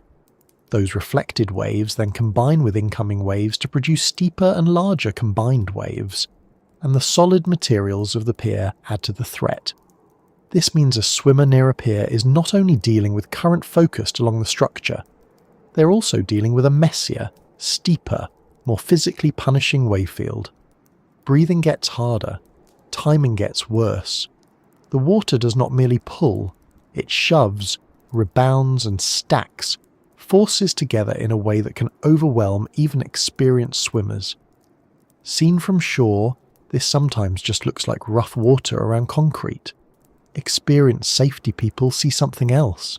They see a place where the lake has concentrated energy, current, and hard surfaces into one very bad idea. This is why the National Weather Service guidance for Great Lakes beaches is so specific about distance. It advises swimmers at unguarded beaches to stay at least 100 yards away from piers and similar structures, and it warns against pier jumping because a person may jump directly into a structural current. That is an especially useful correction to the casual summer mindset, because piers often look like part of the recreational landscape. They are scenic, they are photogenic. They invite strolling, fishing, and the kind of confident, impulsive jump that seems fun right up until the water explains why the geometry there is different. The lake is not making a moral point. It is only exploiting the fact that a long slab of steel, rock, or concrete creates very specific water behaviour. Human beings, unfortunately, tend to treat the whole thing as a stage set until physics becomes personal. River mouths and other outlets bring another kind of invisible pull. The National Weather Service explains that outlet currents occur where rivers and streams empty into the Great Lakes. The water coming out of the river may move quickly, and as it enters the lake it can remain dangerous, especially when combined with currents already present in the lake. NWS guidance also notes that these areas can be tempting, because the outlet water is often warmer than the lake itself. That is a nearly perfect example of how Lake Michigan likes to disguise risk as comfort. A swimmer feels slightly warmer water and assumes they have found a friendlier patch. In reality, they may have found a moving pathway capable of sweeping them offshore into deeper water. Michigan Sea Grant and Great Lakes safety messaging are very blunt on this. Never swim near water outlets.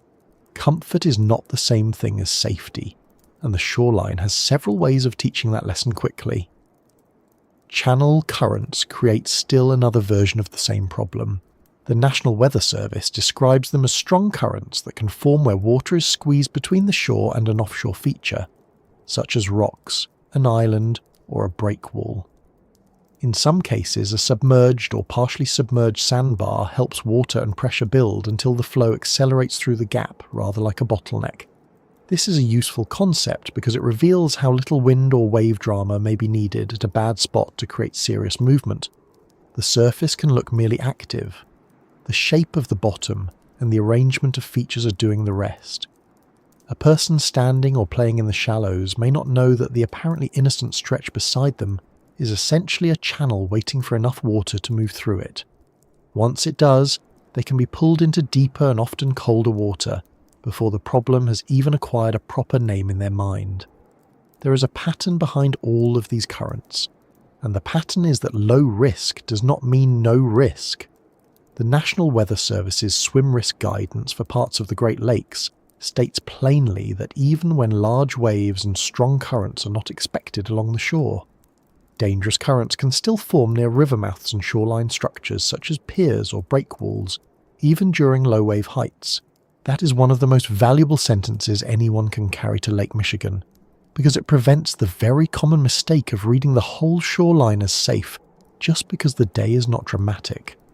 Some hazards require a rough day, others require only the wrong place. The lake is fully capable of offering an easy-looking beach scene with one nasty hydraulic feature tucked into it like a hidden clause in a contract nobody read. Another unhelpful detail is that people often misjudge what a current emergency looks like. Drowning does not usually involve theatrical splashing and loud calls delivered with enough clarity to helpfully guide rescue.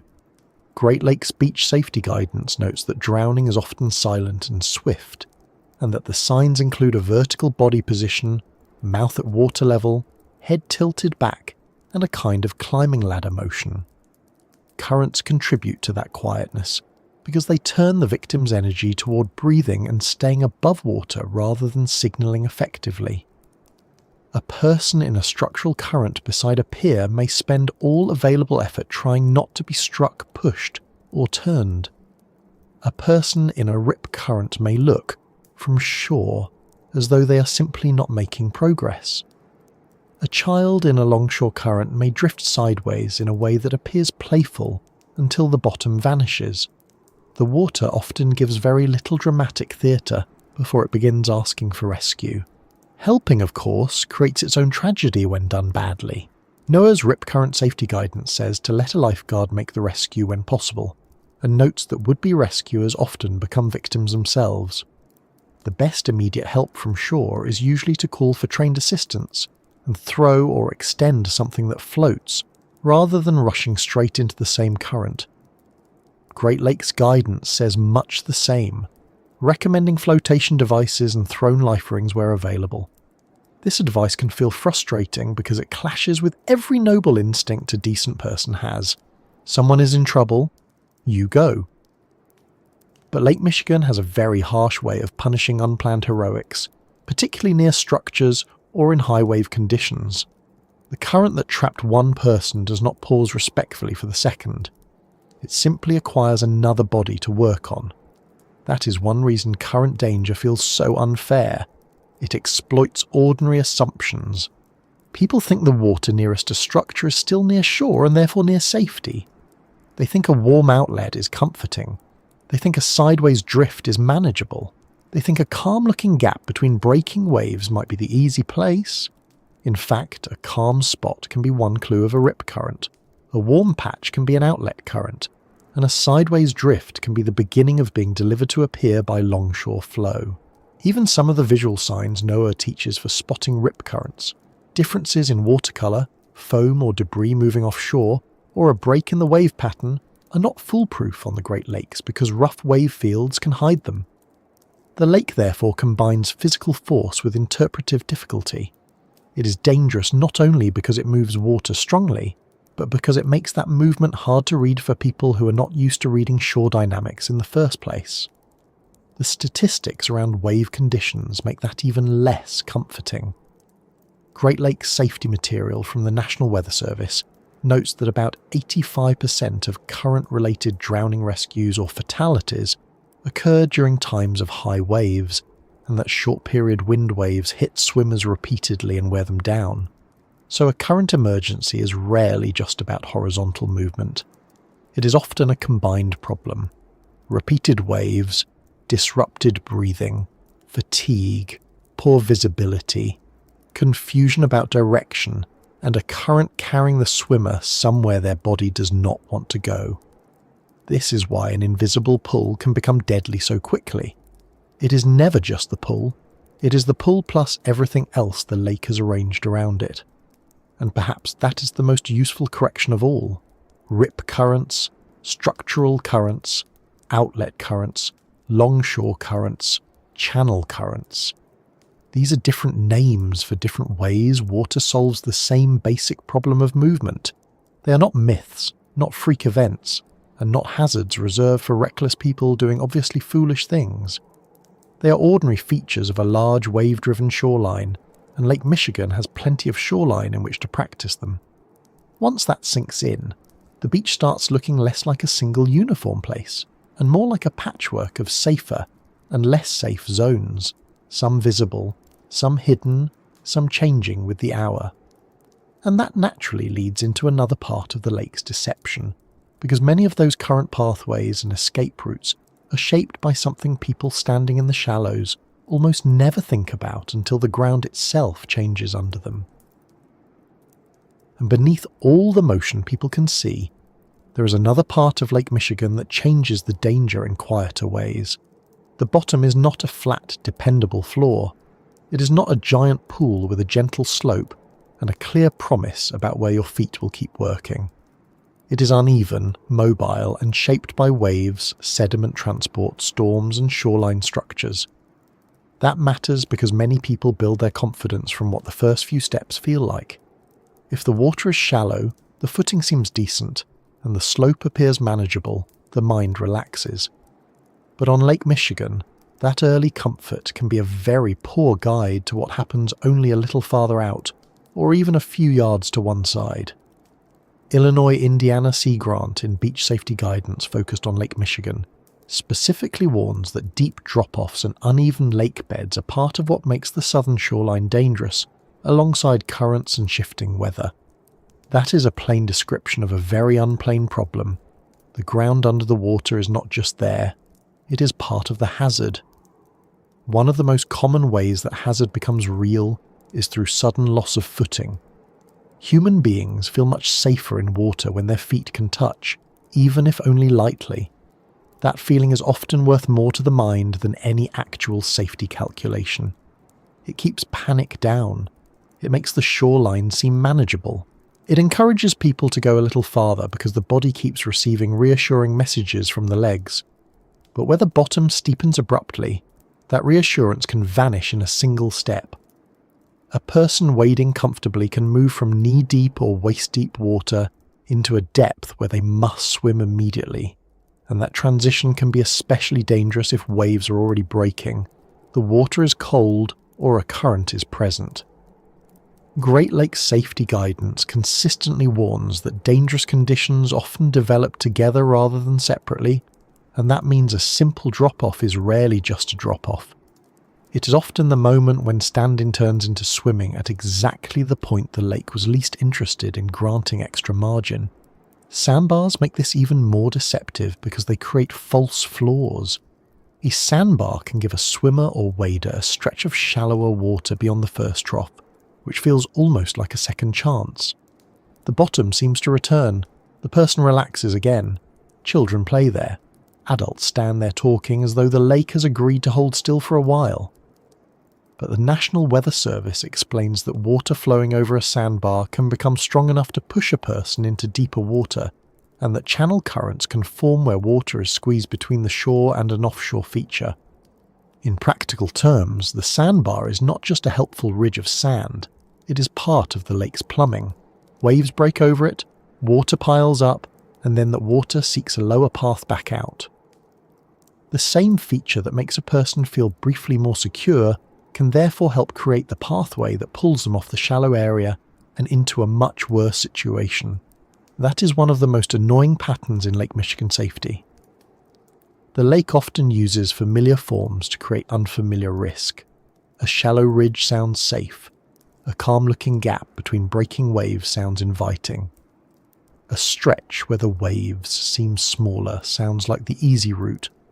Yet rip currents on the Great Lakes often form at breaks in sandbars, and typical Great Lakes rip currents can appear in channels where the water is deeper than the surrounding area. That means the part of the beach that looks like the convenient opening may actually be the place where water is returning offshore most efficiently. To someone standing at eye level in the surf, this can be very hard to read, especially when the waves are already rough enough to hide the surface clues. The result is that people can aim themselves straight into the lake's exit route while believing they have found its gentlest entry. The bottom also shifts over time, which means yesterday's safe-looking profile may not be today's. USGS work on Lake Michigan nearshore morphology shows that the nearshore profile slopes are linked to shoreline change history, and that offshore trending sandbars can extend over tens of kilometers. USGS and partner studies near Burns Harbor and Ogden Dunes were designed specifically to understand the physical processes that transport and distribute sand in the nearshore environment, which is another way of saying that the beach and the lake bed are constantly being rearranged by water motion. This is not a decorative change. It affects where bars form, where troughs deepen, how waves break, and where currents find efficient routes. A visitor who remembers a beach from last summer may be remembering a bottom shape that no longer exists in quite the same way. The lake does not preserve a stable template simply because people would find it convenient. Storms and high-energy wave conditions are especially good at rewriting these underwater details. Research on Lake Michigan's wave-dominated coasts has documented substantial morphologic response to storm events and changing lake levels, while modelling and field studies of nearshore recovery show that bars and beach profiles move in response to wave forcing. Earlier USGS work on southern Lake Michigan likewise documented prominent nearshore bars and areas of lake bottom erosion corresponding to the loss or migration of those bars. In plain language, the underwater landscape is not a fixed staircase. It is more like a set of sand forms that are built, lowered, shifted and reshaped by the lake's energy. A family arriving for a beach day does not see that construction work.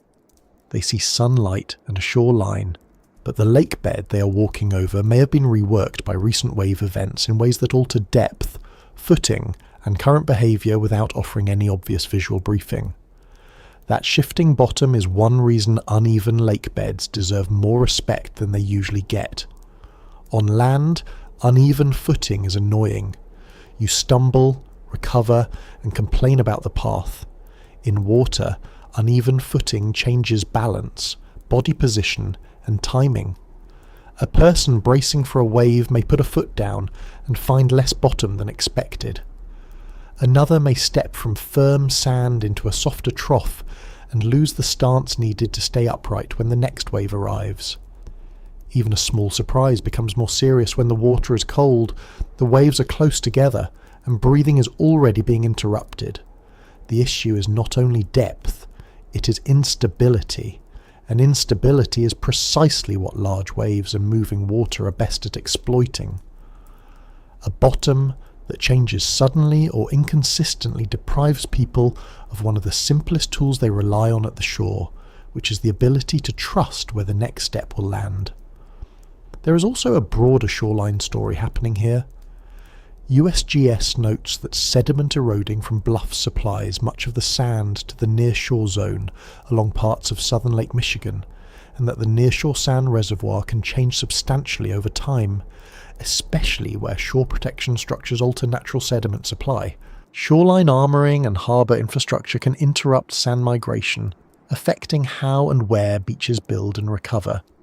That matters for swimmers even if they have never once used the phrase literal transport in conversation, which, to be fair, would make for a strangely specific picnic.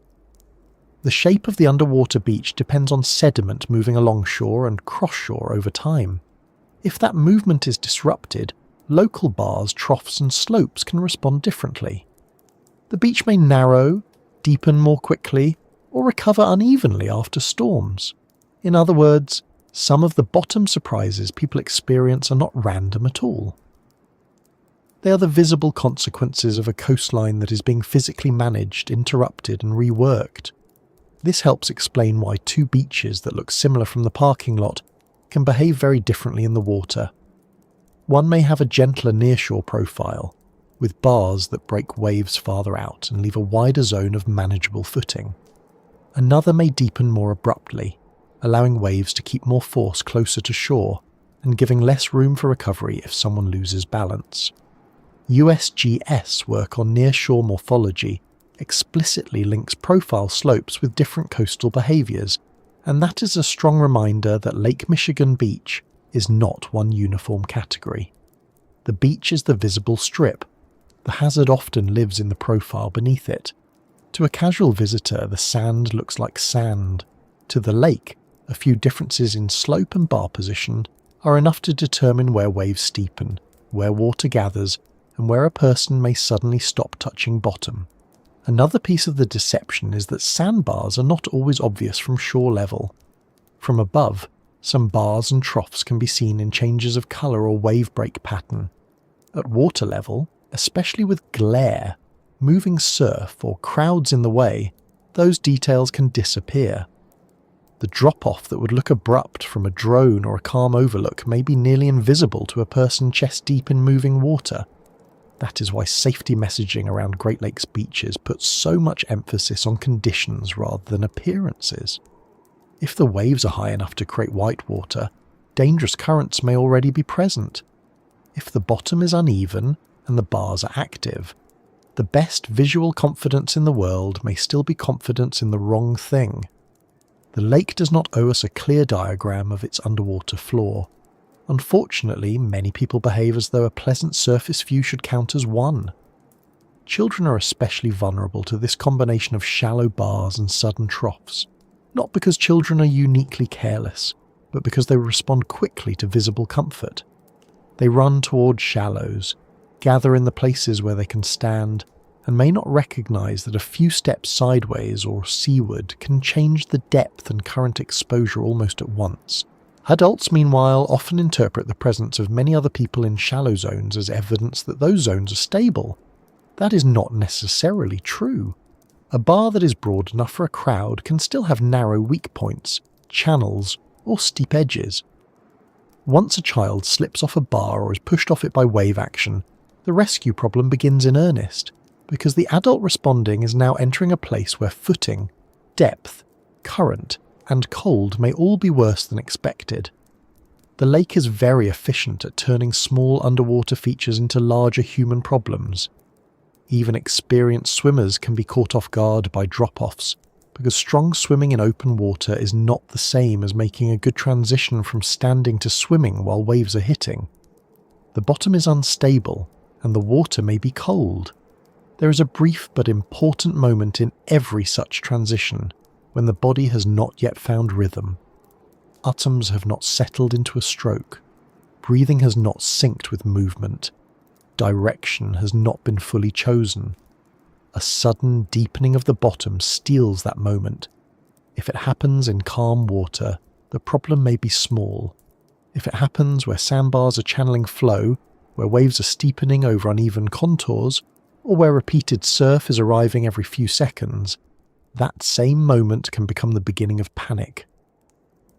The drop-off is not dangerous only because it is deep. It is dangerous because it removes standing at the worst possible time. Perhaps the most frustrating truth in all of this is that the bottom below does not have to be extraordinary to be dangerous. It only has to be different enough from what a person expected. A slightly steeper slope, a bar with a gap, a trough that shifted after a storm, a section where sand supply changed because the shoreline upstream was armoured, a place where waves now break with more force because the profile has adjusted since last season. None of those changes sounds dramatic.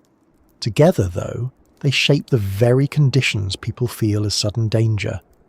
The feet lose certainty, the body loses leverage, the waves feel larger, the current becomes stronger or more directional. The beach that looked inviting a moment ago becomes a place where every movement costs more than expected. And that is the real lesson of the underwater bottom on Lake Michigan. It is not merely there to support the water above it. It is actively helping decide how that water behaves around human bodies, which is why the shoreline can turn from ordinary to deadly without needing a single theatrical flourish. And once that is understood, another hard truth becomes easier to see, because all of these hidden features become much more dangerous when the people entering them believe that being a good swimmer will be enough. And that is where one of the most stubborn myths about Lake Michigan needs to be set aside. Being a strong swimmer is helpful. It is absolutely better than not being a strong swimmer, but it is not the same thing as being prepared for cold fresh water, breaking waves, shifting footing, shortwave periods, near-shore currents, and the particular kind of fatigue that arrives when all of those things begin working together. The American Red Cross makes this distinction very clearly.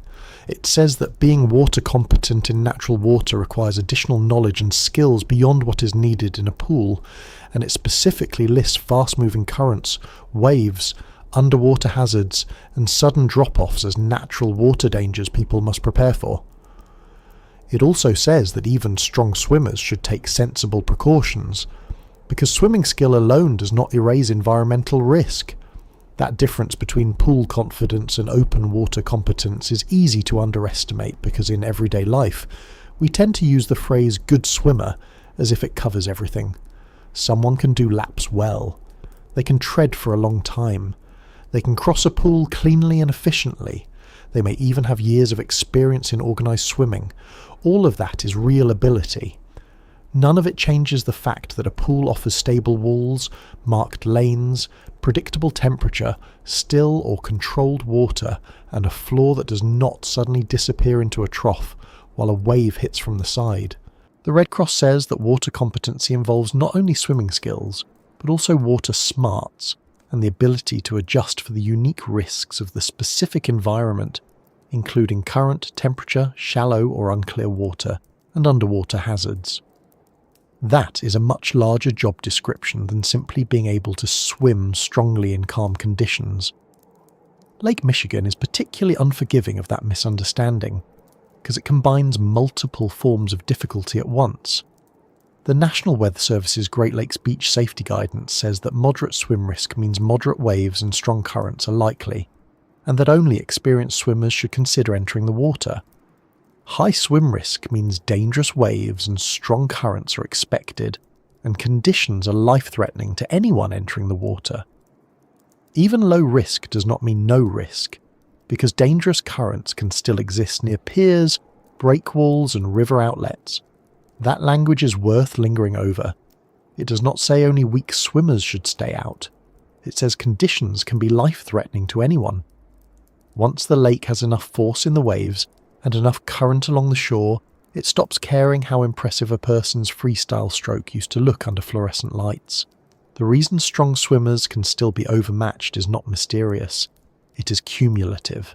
A swimmer who is technically capable in calm water may still fail when breathing, timing and orientation are repeatedly interrupted. NWS, Chicago's water safety guidance, explains that Great Lakes wave periods are shorter than ocean wave periods, which means swimmers have less time to recover between waves. It notes that waves can hit every few seconds, and that this can quickly tire out even the strongest swimmers. The same page says that 85% of current-related drowning rescues or fatalities on the Great Lakes occurred during times of high waves. That is a devastatingly practical statistic. It tells us that strength is not the only issue, and often not the deciding one. Repeated impacts reduce recovery time reduces control, and reduced control turns strength into something a person had 10 minutes ago, rather than something they can fully use now. Lake Michigan's shortwave periods make this especially cruel. The National Weather Service's Great Lakes Current Incident Database summaries say that most current-related incidents on the Great Lakes occur when wave periods are around 4 to 5 seconds, and that moderate to large waves arriving that frequently can prevent swimmers from carrying out the usual escape methods. Once a swimmer is pulled into deeper water by a current, the waves quickly become overwhelming. That sentence should probably be printed on every beach cooler in very large letters. People often imagine an emergency as one single problem to solve. Swim harder, go back in, float, turn sideways. But the lake rarely offers one tidy problem at a time. It offers a current, a short breathing window, repeated breaking waves, cold water, and a shoreline that may no longer be where the swimmer thought it was. Strong swimmers are not failing because they forgot how to swim.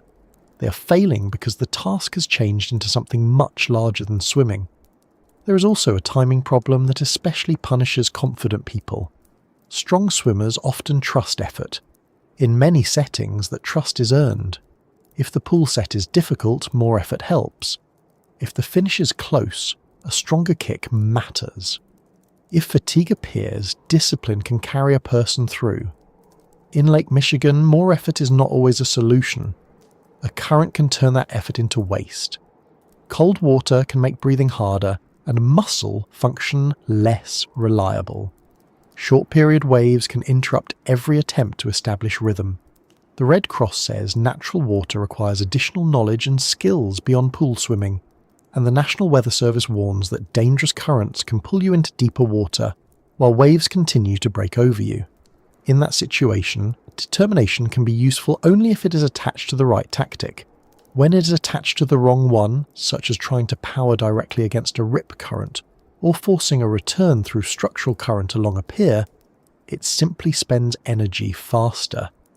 That is one reason athletic people are sometimes at special risk. Not because ability is bad, but because ability can encourage a person to stay in the situation a little longer than they should.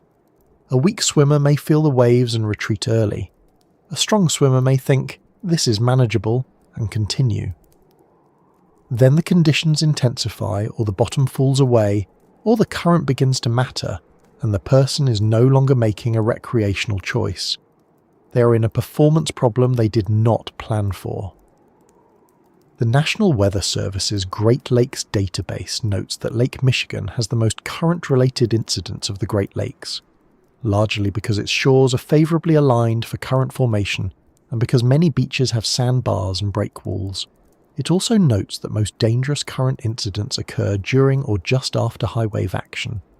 The swimmer who trusts their own skill while discounting the setting is therefore competing not against one obstacle, but against a shoreline designed, by shape and wave angle, to multiply problems. There is another uncomfortable truth here. Swimming skill is not the same as rescue skill, and rescue situations are often what strong swimmers accidentally enter. A common pattern in Great Lakes incidents is that one person gets into trouble and another goes after them. The second person may be stronger, faster, and more confident. They may also have no flotation, no fins, no rescue training, and no realistic appreciation for the fact that the same current and wave field that trapped the first person is still very much in business. The Red Cross emphasises reach or throw, don't go in water emergencies, and says rescuers should remove a person from the water without putting themselves in danger. That guidance exists because ordinary swimming strength is not a reliable defence against panic, entangling contact, current or wave impact during an improvised rescue. In Lake Michigan, heroism without tools is often just a second emergency arriving quickly after the first. And then there is the matter of what drowning actually looks like, because strong swimmers are not immune to that process either. The Red Cross says a swimmer needs immediate help if they are not making forward progress, are vertical in the water, but unable to move or tread, or are motionless and face down. None of those signs depends on whether the person swam competitively at age 16 or has impressive shoulders. A current does not care about personal history. What often happens in Lake Michigan is not that a swimmer instantly vanishes in some dramatic way. It is that they stop making progress. They become stuck in place or are carried sideways. They burn energy. They lose efficiency. They drift from competent movement into survival movement. From shore, this can look less serious than it is, especially when the person is large, visibly fit, or not actively splashing for help. Strength can actually disguise distress for a short time, because a good swimmer may keep themselves functional just long enough for others to underestimate how badly things are going. The same problem appears in shallow water, which is another place people wrongly assume skill will save them automatically. The Red Cross warns that fast-moving currents, waves and rapids can be dangerous even in shallow water, and it also specifically lists drop-offs that unexpectedly change depth. On Lake Michigan, a strong swimmer can be overmatched before they are even fully swimming. They lose footing on a drop-off, get knocked off balance by a short-period breaker, inhale water while trying to reset, and then discover that the current has already moved them away from the easiest line back in. The issue is not only what happens once they are out deep, it is the transition from standing to scrambling. Many emergencies begin in that awkward middle zone where a swimmer is neither securely on their feet nor fully established in a stroke. That awkwardness is often brief in a pool and very expensive in rough fresh water. There is also a subtle mental trap that strong swimmers fall into more often than they would probably enjoy hearing. They may assume that because they are capable, the main hazard applies to other people. The Red Cross pushes against exactly that mindset, saying that even strong swimmers should take sensible precautions, swim with a buddy, and adjust for the unique risks of the environment. That is a very polite way of saying that water has no interest in your self-image. A person can be highly competent and still make a poor environmental judgment. They can enter near a pier because they believe they can handle it. They can stay in when waves build because they believe they can outswim trouble. They can skip the life jacket in a boat or on a fishing outing because they do not intend to enter the water.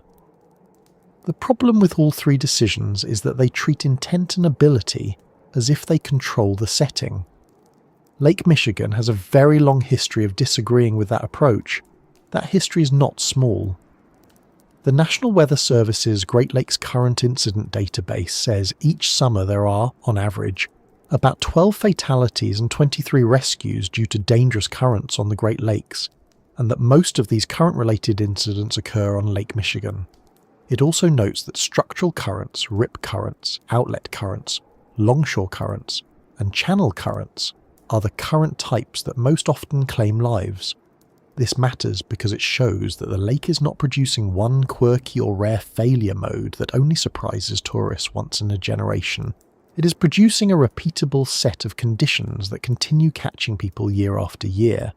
The strong swimmer does not enter a unique drama tailored especially for them.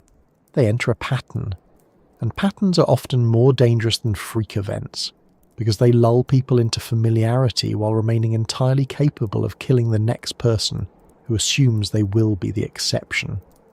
Another reason strong swimmers can be overmatched is that open water is not fair about direction. In a pool, direction is obvious. In rough lake water, it may not be. The waves disrupt sight lines. The current alters actual movement compared with intended movement. Foam, glare, and other swimmers clutter visual reference points. The National Weather Service notes that signs of dangerous currents can be hidden during times of high waves, especially on the Great Lakes. So a swimmer may not even correctly identify what they're fighting. They may think they're going nowhere because they are tired, when in fact they are being moved sideways. They may think the calm-looking gap is the easiest return route when it is part of the current pathway. They may think they are still close to shore because the shoreline appears broad, only to discover that proximity means very little if the water between them and standing depth is moving in the wrong direction. Skill helps. Misreading the battlefield cancels a great deal of it, and because Lake Michigan's problems are often layered, one good trait can be neutralized by another missing one. A swimmer may have excellent endurance but poor judgment around structures. They may have powerful technique but little familiarity with cold shock. They may know how to float but have no habit of checking beach forecasts. They may be perfectly calm alone in deep water and still make a disastrous rescue attempt when a friend or child is involved. The Red Cross defines water competency as swimming skills plus water smarts plus helping others safely. That broader definition exists for a reason. Drowning prevention experts are not trying to turn a simple activity into a seminar for their own amusement. They are pointing out that survival in natural water depends on a whole package of decisions and responses, not on whether a person looks athletic in swimwear and has a reassuring story about summer league from years ago. Even when a strong swimmer does almost everything right, the margin can still be too small if they start too late. The NWS says that high waves and dangerous currents create conditions that can be life-threatening to anyone entering the water, and its data show that incidents cluster when waves are high and periods are short. By the time a swimmer realizes the lake has crossed from challenging into hazardous, they may already have spent enough energy that the correct response is harder to execute. Swimming parallel to shore takes composure and distance.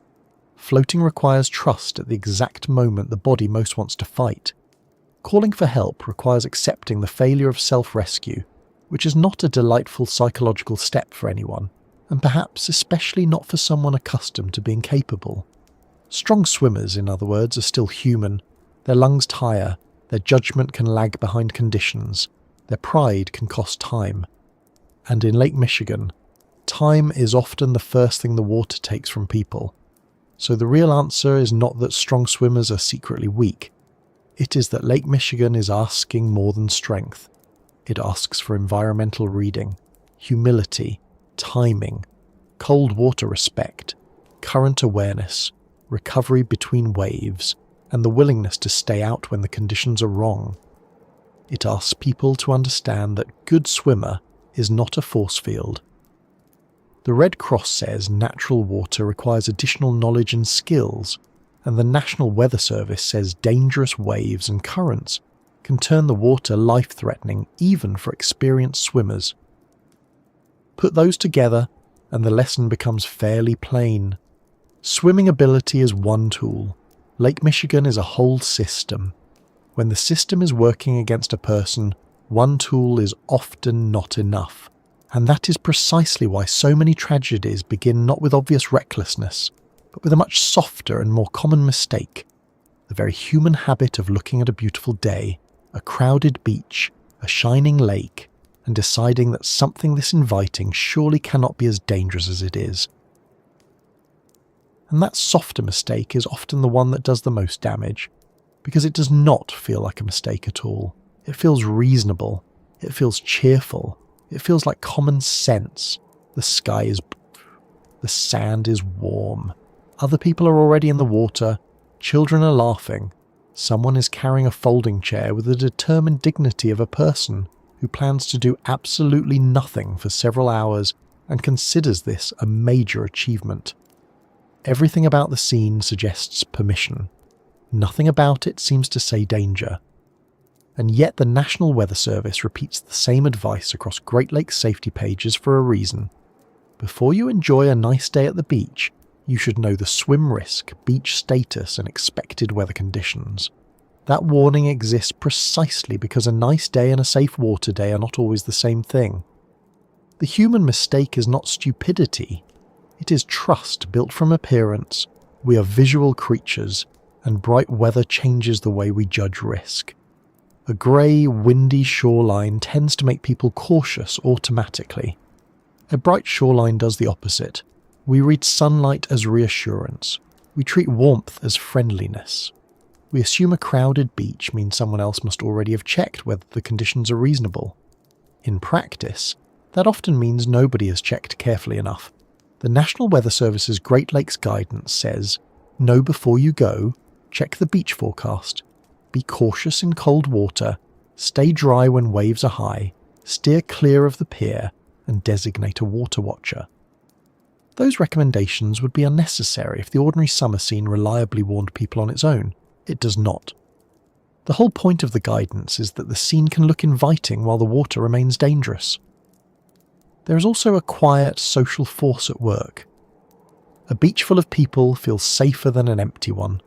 It creates a kind of borrowed confidence. If dozens of families are setting up umbrellas and walking into the shallows, the individual mind relaxes. It assumes risk must have been socially filtered already. But beach safety is not voted on by attendance. A crowded shoreline can still sit under a moderate or high swim risk, and the National Weather Service notes that even a low swim risk does not mean no risk, because dangerous currents can still exist near piers, breakwalls, and river outlets. That means the presence of other people is often nothing more than evidence that many humans are capable of sharing the same hopeful assumption at the same time. Crowds can be comforting.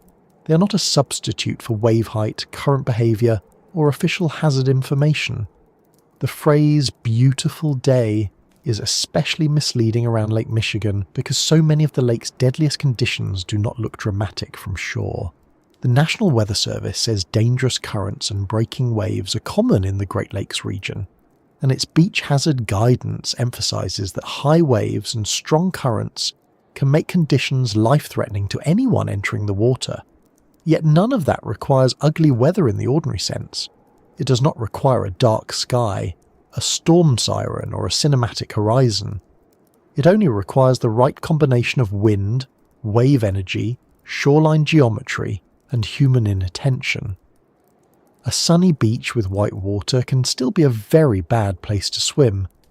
That is one of the hardest things for people to accept, because beauty feels like evidence. On Lake Michigan, it often is not. Part of the problem is that people often check the wrong forecast.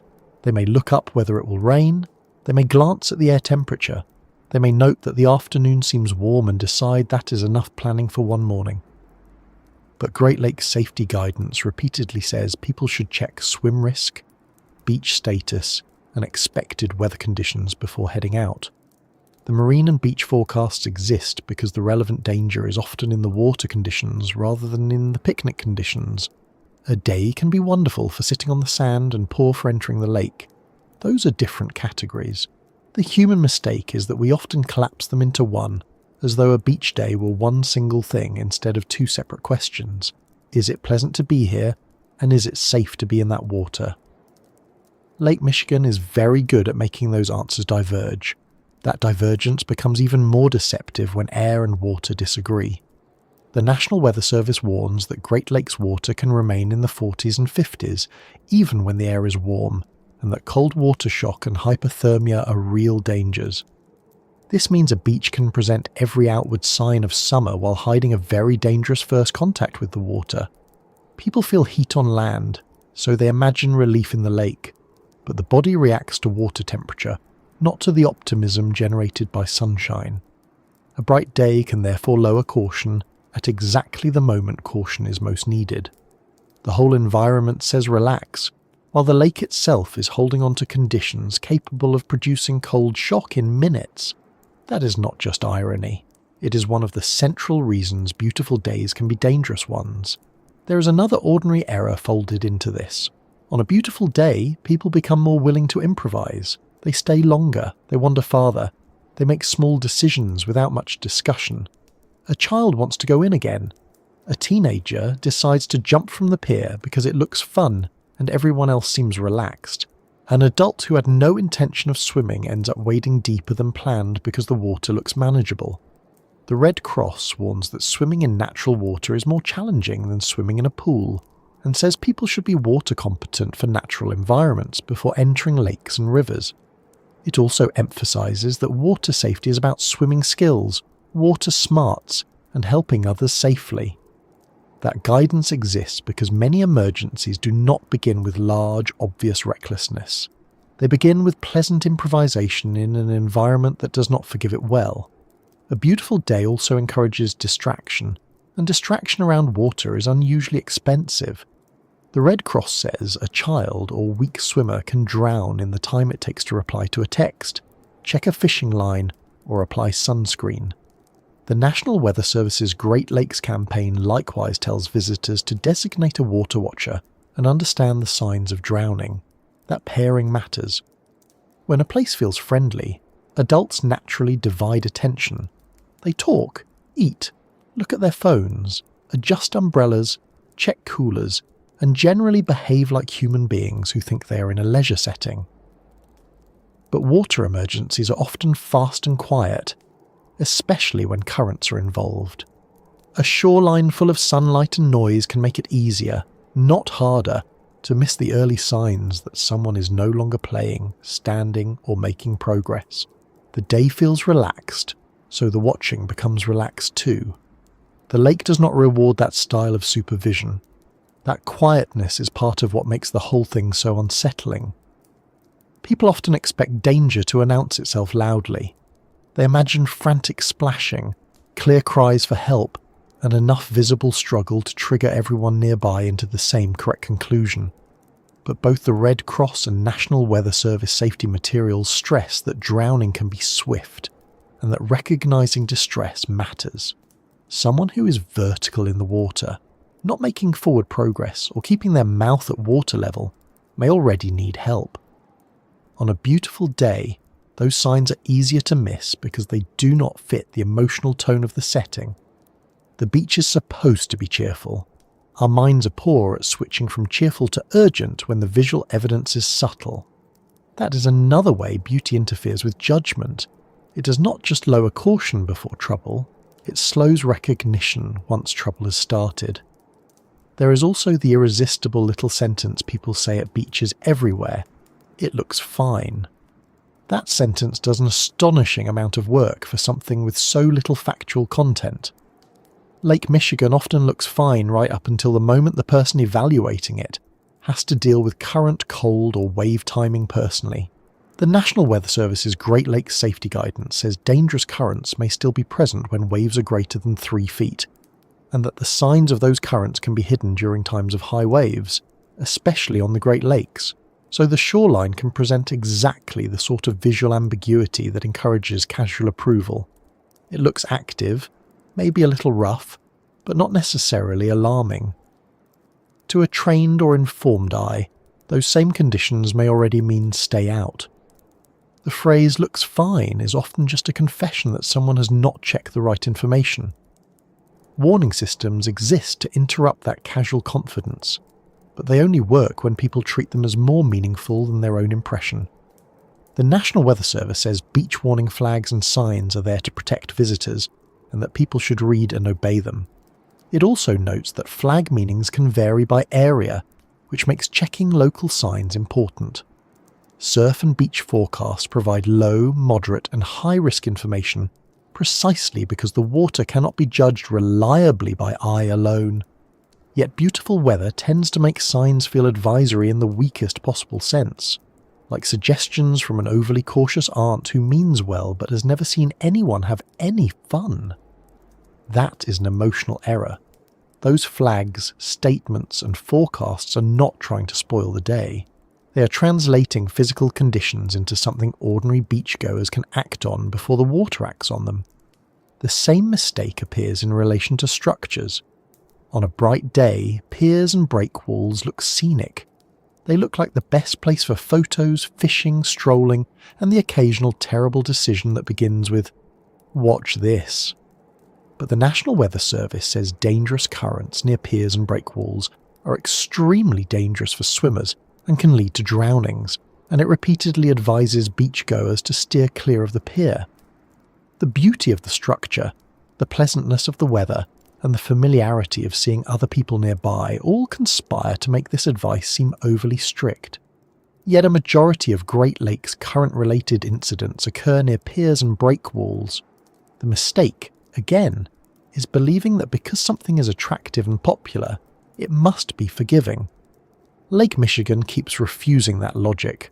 Another part of trusting a beautiful day is trusting routine. Many people visit the same beach repeatedly. They build a memory of it from calm days, and that memory becomes the default interpretation.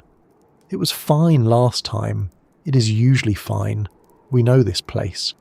But Great Lakes beach conditions are explicitly forecast day by day because the risk changes with wind, waves, current setup, and weather. NWS beach pages stress checking the forecast before you go for exactly this reason. Familiarity with the sand does not equal familiarity with today's water. The shoreline may look almost identical to last weekend while the swim risk is materially different. Routine is comforting. Water conditions are not obliged to honour it. The phrase, "just for a minute," belongs here too because beautiful days encourage short, unplanned water entries. Someone only means to cool off. Someone only wants to take one quick dip. Someone only plans to stand near the edge with the children.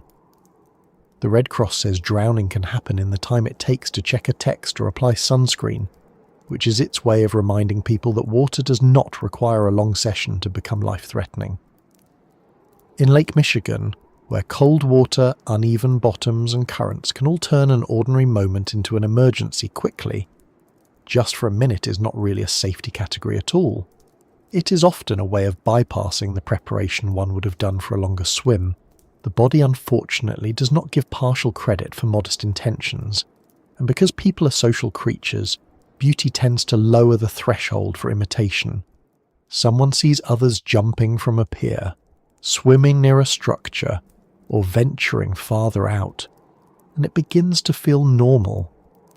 The National Weather Service's Great Lakes messaging tries to counter exactly that kind of social drift, with simple instructions: stay dry when waves are high, steer clear of the pier, know before you go. Those phrases are not only safety advice, they are attempts to compete with the far stronger visual influence of watching other people behave casually. A lovely day plus casual crowds can make caution feel awkward and out of place, as though the cautious person has somehow misunderstood the assignment. In truth, they are often the only person in the scene treating the lake as it actually is. There is a broader psychological problem underneath all this. People do not like to feel that a good day requires more planning than a bad one. The whole point of the beautiful day is that it seems to reduce friction. It promises ease. A beach trip is supposed to simplify life, not require reading forecasts, checking statements, learning flags, and appointing a watcher whose chief duty is to stare at water with the seriousness of a lighthouse. Yet that is exactly what official safety guidance recommends, because beaches are dynamic places even when they are pretty. The National Weather Service says the dynamic conditions found on every beach require staying aware and alert. It is almost a rude sentence in its practicality, but it is correct. Beauty does not stabilize moving water. It only makes people wish it had. Perhaps the deepest mistake, though, is that beautiful days make people feel welcomed. The shoreline seems to invite rather than challenge. There is something generous about sun on water, and human beings respond to that generosity by assuming the relationship is mutual. But Lake Michigan is not welcoming in a protective sense. It is simply there, beautiful and indifferent at the same time. The forecast pages, swim risk graphics, flags, hazard statements, and safety campaigns exist because experienced forecasters and safety officials know how misleading that invitation can be. They know that "nice day" is one of the most dangerous phrases in beach safety if it causes people to stop one step too early in their planning. So the human mistake of trusting a beautiful day is really a collection of smaller mistakes that feel innocent when they happen. Trusting the sky instead of the water conditions. Trusting crowds instead of forecasts. Trusting memory instead of today's risk. Trusting appearance instead of warning flags. Trusting one's own mood instead of the physics of waves, currents, and cold. None of these errors sounds dramatic when spoken aloud. Together, though, they explain a great many of the moments when a lovely afternoon begins to bend toward tragedy. And once that mistake has been made, once the person is already in the water because the day felt too perfect to question, the next part of the story becomes even harsher, because then the issue is no longer judgment before the danger. It is what happens in the few minutes after it begins, when rescue, survival, and the fight against time become the only things that matter. And once that mistake has carried someone into the water, the whole story changes speed. Up to that point, a beach day can feel loose and generous. People drift between towels, snacks, conversations, and quick little decisions that do not seem to matter very much. Then one person stops making progress, or vanishes from the place they were standing, or begins to bob in a way that looks wrong only if someone is paying close attention. From there, everything compresses. The National Weather Service and the Red Cross both emphasize that drowning is often fast and quiet, and the Red Cross notes that a drowning person may submerge in as little as 20 to 60 seconds if not rescued. That is not much time for a shoreline full of distracted adults to realize that the day has changed. This is one of the cruelest parts of water emergencies. People expect noise. They expect obvious distress. They expect splashing that looks dramatic enough to interrupt every conversation on the beach. But both weather and water safety agencies keep warning that the signs are subtler than that. The Red Cross says someone needs immediate help if they are not making forward progress, are vertical in the water but unable to move or tread, or are motionless and face down. In other words, the body language of drowning often looks more like failure than theater. A person is working hard just to keep the mouth clear, not to wave like they are trying to flag down a taxi from the lake itself. That is why rescue begins before anyone enters the water. It begins with noticing.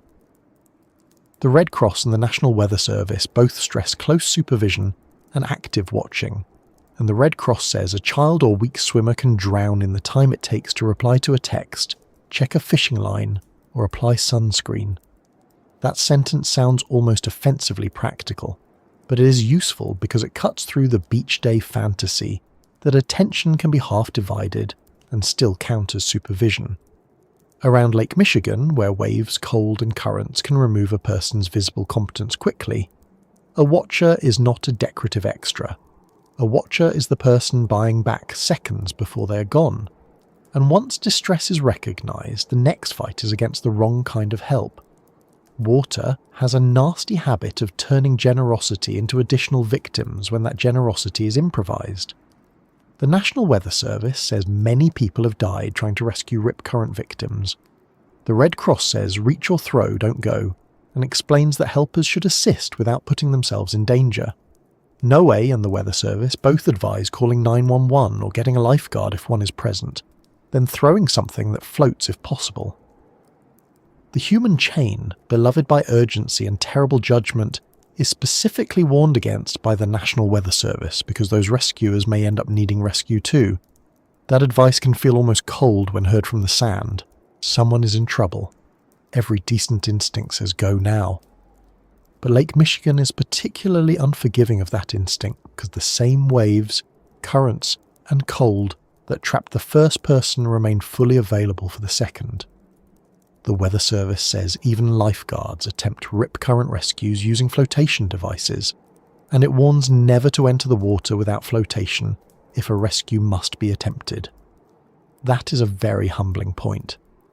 If trained rescuers use buoyant equipment because they understand what the water can do, then the barefoot bystander sprinting into the surf empty-handed is not being braver. They are simply offering the lake another target. Flotation changes the whole problem.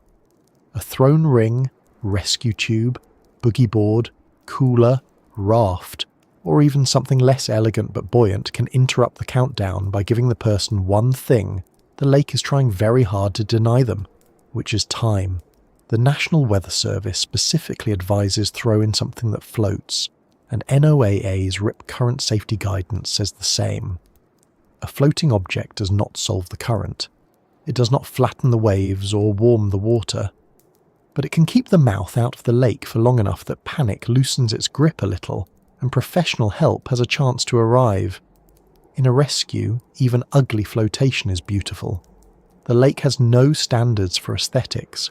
There is also the question of what the person in trouble should do, and this is where survival often depends on doing something deeply unnatural.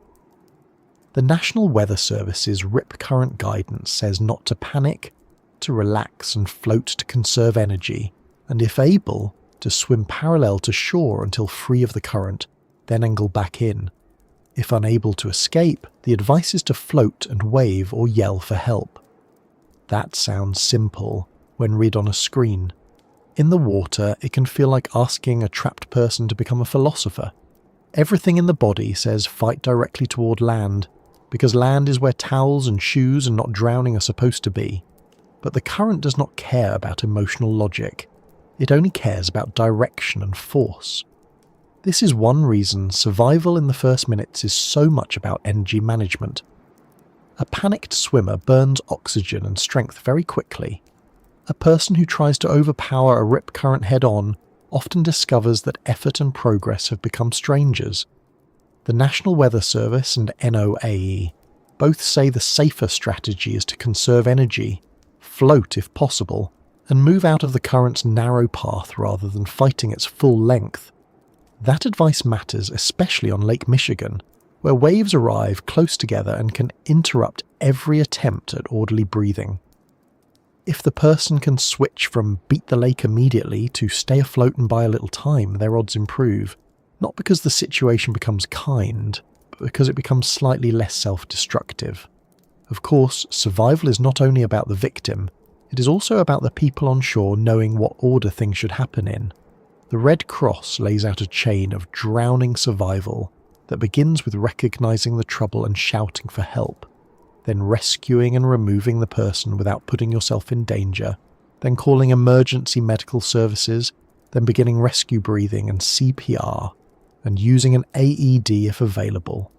The CDC also points to a drowning chain of survival as the guide for prevention, rescue, and recovery. That order matters because shoreline emergencies are confusing, loud, and emotional. When people have no script, they waste precious seconds deciding who is calling, who is going, who has training, and whether someone else closer has already done something sensible. Calling 911 early is part of that discipline, not a sign of defeat. The Red Cross says to ask someone to call emergency medical services, and if alone, to give 2 minutes of care and then call EMS. In practice, on a crowded beach, that means one of the most useful things a bystander can do is become specific. Not somebody call, not does anyone have a phone. Specific people, specific instructions, specific urgency. Water emergencies dissolve vague responsibility very quickly. The lake is excellent at making everyone feel concerned and nobody feel assigned. A rescue goes better when someone interrupts that drift and turns a crowd back into a set of actual tasks.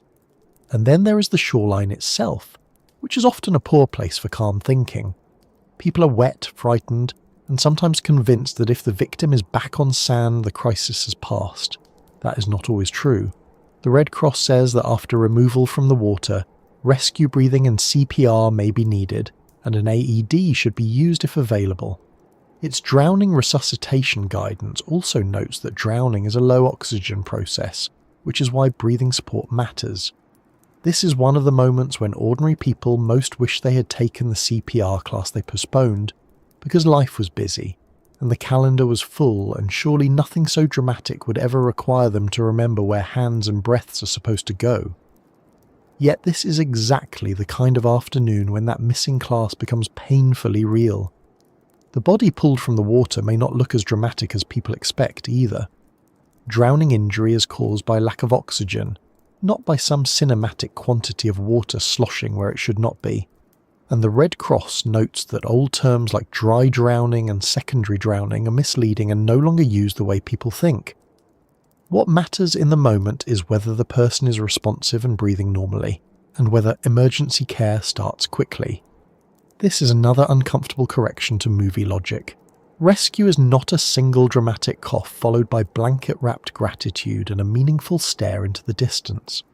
It may be frantic, repetitive, technical, and dependent on the willingness of bystanders to keep doing the boring right thing while waiting for professionals. Cold water complicates all of this. A person pulled from Lake Michigan may have been dealing not only with waves and current, but also with cold shock, aspiration, exhaustion, and rapidly failing coordination before they ever reach shore. The National Weather Service repeatedly warns that Great Lakes water can remain dangerously cold even on warm days, and that cold water shock can be immediate. This matters in rescue because the victim may be confused, combative, limp, barely breathing, or in no condition to assist the people helping them. Rescuers sometimes expect cooperation because they imagine gratitude arrives automatically with rescue. In reality, the body may still be trapped in a flood of physiology that has no interest in behaving politely for the convenience of the crowd. There is another reason the first minutes matter so much. Once a person has spent time struggling in current and waves, fatigue can be absolute. The National Weather Service's Great Lakes guidance says high waves and dangerous currents can make conditions life-threatening to anyone entering the water. The Red Cross says drowning behavior is typically fast and silent, and unless rescued, the person may submerge within seconds. Put those together and the rescue window starts looking frighteningly narrow. The fight against minutes is not a poetic phrase here, it is a practical one. Every minute spent not being noticed, not being reached by flotation, not being pulled free, not being treated on shore, gives the emergency more room than the body can afford. That is also why trained lifeguards change the whole landscape of a beach. The safest beach from a rip current standpoint is one with lifeguards, according to Weather Service safety messaging, because early recognition in equipped rescue changed the timeline. A lifeguard has eyes already assigned to the water, rescue tools already in hand, and fewer romantic ideas about what rough water will allow. They do not need to spend the first crucial moments discovering that the person in trouble is not waving happily. They are there specifically to notice the difference between play and failure. On a beach without that system, ordinary people have to build it in real time, and real time is exactly what drowning tries to steal. For the person in the water, survival often comes down to resisting the most expensive instincts. Panic says thrash. Survival says float if you can. Panic says aim straight for shore no matter what. Survival says the current may require you to move with the shoreline first. Panic says silence your fear and fix it alone. Survival says wave, yell, and accept help the moment it can reach you. The National Weather Service guidance on rip currents is built entirely around interrupting those instinctive but costly reactions. It is not elegant advice. It is not heroic advice. It is practical advice for staying alive in water that is stronger than you are in that moment. For the people on shore, the survival version is just as unglamorous. Notice quickly, call quickly, throw flotation quickly. Do not create another victim. Begin care quickly once the person is out. The Red Cross and NWS are aligned on this point because there is very little room for improvisational nonsense in a real drowning event. Even the phrase, reach or throw, don't go, has the tone of something repeated by people who have watched too many preventable disasters begin with brave but poorly equipped bystanders. The rule sounds simple because the reality is not.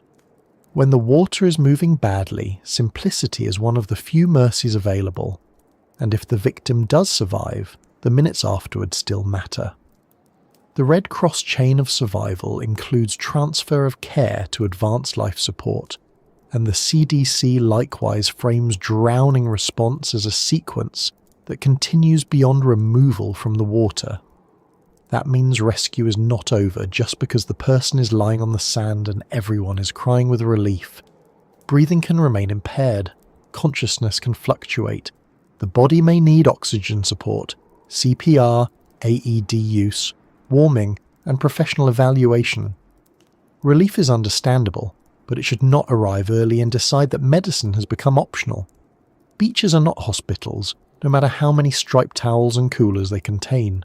There is something almost brutal about how ordinary many of these rescue scenes begin.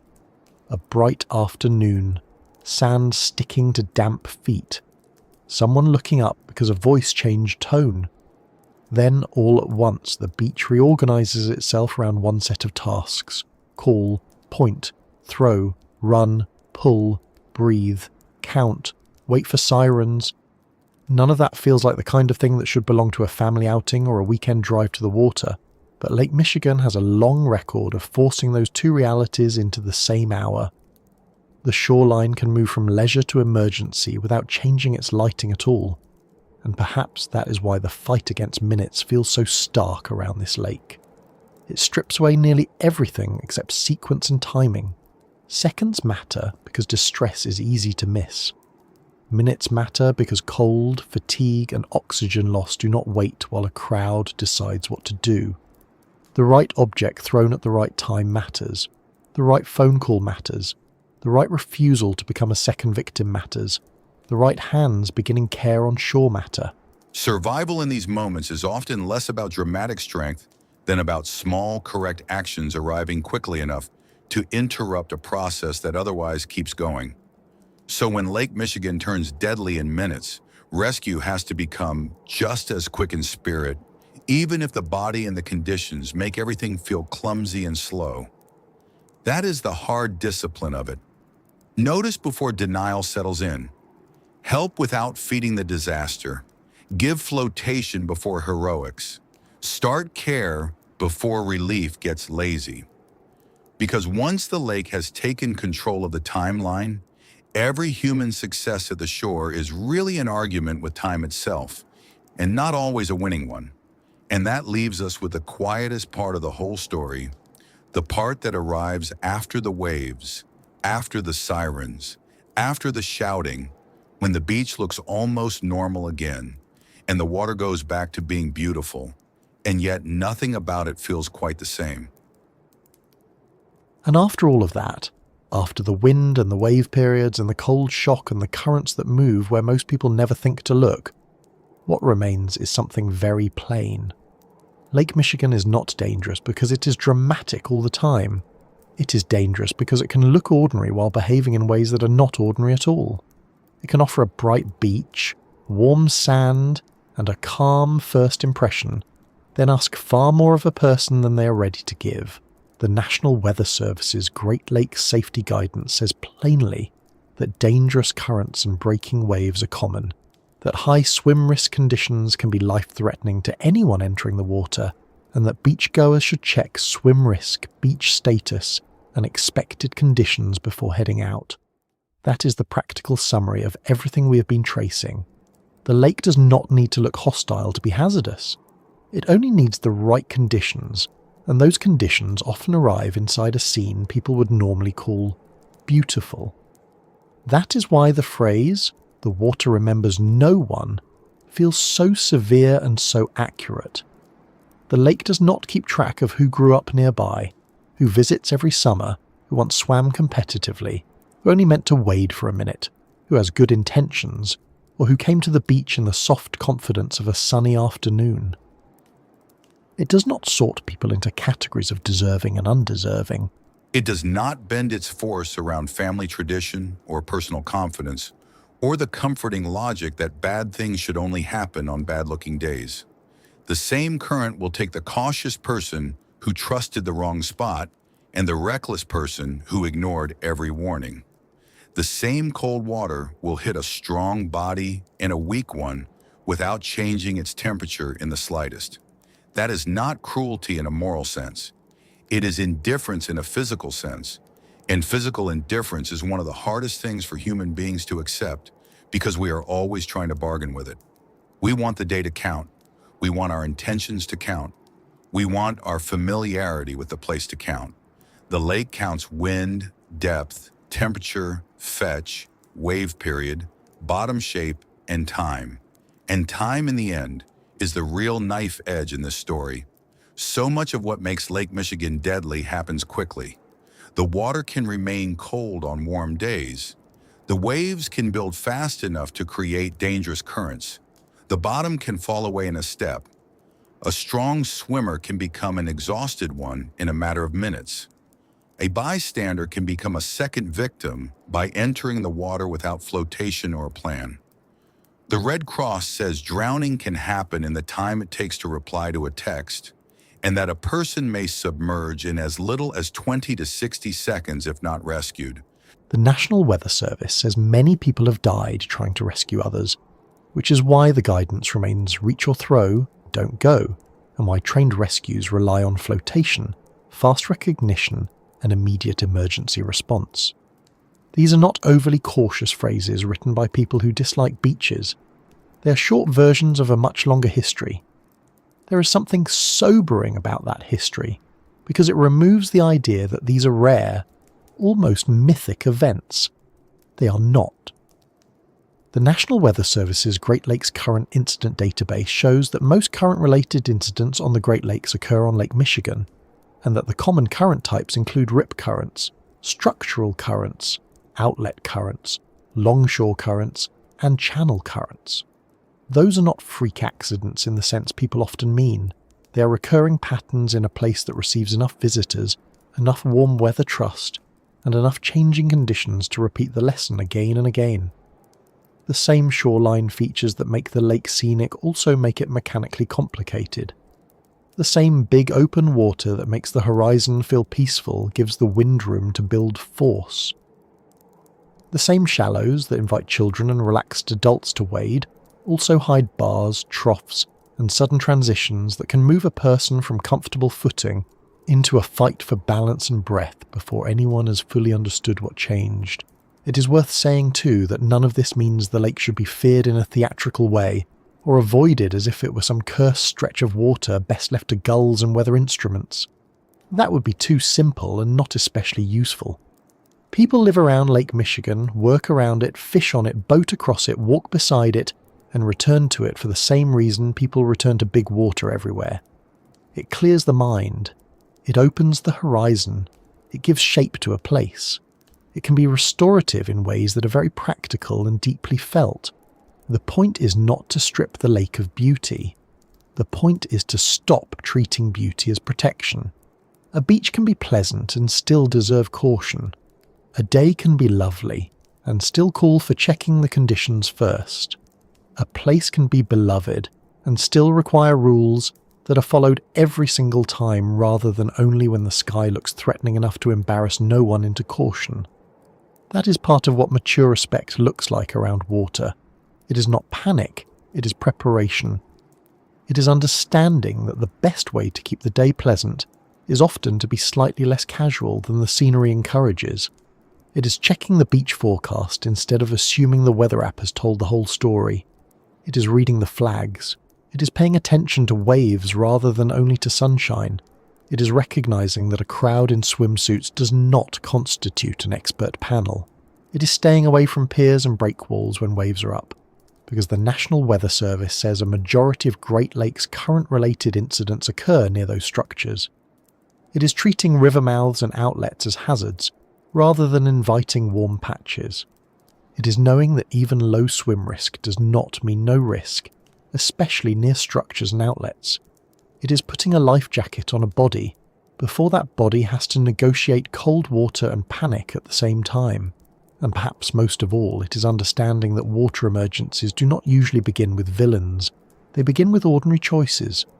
A little farther out, a little closer to the pier, a quick jump, a short swim, a glance away.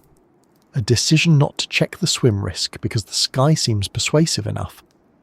That ordinariness is one of the hardest truths in the whole subject, because it means the line between leisure and danger is not always crossed in some glaring, unmistakable moment. Sometimes it is crossed in a tone of voice, in the sentence, "It'll be fine," in the shrug before someone heads in, in the shared assumption that a beautiful setting has already done the work of becoming safe. The lake, of course, has done no such thing. It has only continued being a large, cold, wind-driven system, while human beings built a small temporary world of towels, drinks, snacks, and plans around it. There is also a quiet humility in admitting how little our senses tell us from shore. We see a surface. The lake contains layers. We see brightness. The water may still be cold enough to disrupt breathing. We hear waves. We do not hear the current moving beside a structure or through a sandbar break. We feel a pleasant breeze. We do not feel the fetch that gave it room to shape the water farther out. We notice how many people are standing near us. We do not notice how many of them never check the hazard statement either. This is why modern beach safety depends so much on forecasts, flags, statements, and trained observation. They extend human awareness beyond the limits of a casual glance.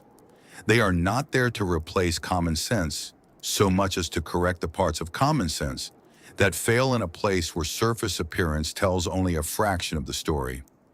And there is one more difficult truth folded inside all of this. After an incident, after the shouting and the running and the sirens and the point at which a normal afternoon no longer feels normal at all, the lake often returns to looking exactly like itself. The water still shines. The horizon still sits there in clean lines. The waves keep arriving. Other people farther down the beach may go on laughing because they have not yet seen what happened, or because they are trying not to look directly at it, or because the sheer scale of a beach makes tragedy surprisingly local at first. That contrast can feel almost unbearable to the people closest to the event. How can the setting remain so composed when the human world around it has changed so abruptly? Yet that is exactly what large water does. It continues.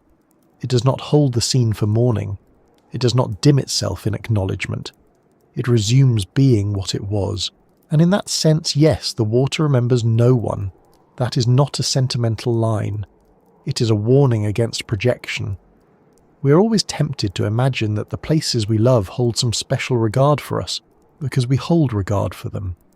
But Lake Michigan does not become safer because families have returned to the same stretch of shore for generations. It does not become more forgiving because a child learned to skip stones there, or because an older relative once called it their favourite place in the state. A beloved place is still a physical place. It still operates by its own rules. Love can make us more attentive, which helps. Love can make us careless too, which does not. The better version of love in this setting is the kind that respects conditions, honours warnings, wears the life jacket, keeps the watcher watching, and accepts that no amount of affection for the view changes what the water can do. That respect becomes especially important because Lake Michigan is exactly the kind of place people return to after a bad story. They return because it is close, because it is part of the region, because they do not want fear to write the ending, because they still love the shoreline, because children still want the beach, and the world cannot be built around avoiding every risk forever. That is understandable. It is probably healthy. But the best return is not the one that pretends the danger was exaggerated. It is the one that brings memory in a more useful form. Check the flags, check the swim risk. Stay dry when waves are high, steer clear of the pier, keep children close, carry flotation, learn CPR, call early, throw before going. These are not paranoid habits. They are how ordinary people stop a beautiful place from turning into a preventable headline. In that sense, perhaps the lake does not remember, but people should. Not with superstition, not with melodrama, with memory in the practical sense. Remember that air temperature is not water temperature. Remember that pool skill is not the same as open water readiness. Remember that currents are often invisible and that structures make them worse. Remember that drowning is usually fast and quiet. Remember that other people in the water do not prove the water is safe. Remember that on the Great Lakes, just a lake is one of the least useful phrases a person can bring to the shoreline. Better to bring information, patience, flotation, and a little willingness to disappoint the part of yourself that wanted the day to be simpler than it is. Because simplicity is what gets sold at the beach. Blue water, warm light, a breeze, the easy promise of recreation. But underneath that sail, there is a more complicated truth. Lake Michigan is a very large inland sea in all the ways that matter for safety. It can generate waves, currents, weather effects, and rescue problems on scales that punish delay and overconfidence. It is not unique in having those traits, but it is particularly good at hiding them beneath scenes people want to trust. That may be the final lesson. The danger is not separate from the beauty, it is folded into it. The same openness that draws people there is what gives the wind room. The same shoreline that invites wading is shaped by bars, troughs, and shifting sand. The same bright summer day that seems to simplify the outing may be the one that lowers caution at exactly the wrong moment. So as this quiet little journey comes to a close, what remains is not a moral about avoiding nature or suspecting every nice afternoon of plotting against us. It is smaller and more useful than that. It is the reminder that some places deserve a second look before we step in. That some warnings feel repetitive only because the physics behind them repeat so reliably. That minutes matter. That ordinary people can do the right thing if they know what the right thing is. And that respect is often the difference between a day that ends with wet towels drying in the car and a day that ends with a silence nobody knew was coming. Lake Michigan will still be there tomorrow. It will still be wide, cold, changeable, and beautiful. It will still have mornings that look calm and afternoons that surprise people who mistook invitation for safety. It will still reward carelessness very badly and caution very quietly. And it will still go on being exactly what it is, whether human beings understand it well or not. So let the final thought be a simple one. Not fearful, not grand, just useful. The water does not remember names, intentions, traditions, confidence, or good weather. It remembers force, it remembers temperature, it remembers shape and wind and time. If we remember those things too, a place like Lake Michigan can remain what people hope it will be most days. Not because it has changed for us, but because we were finally careful enough not to ask it to.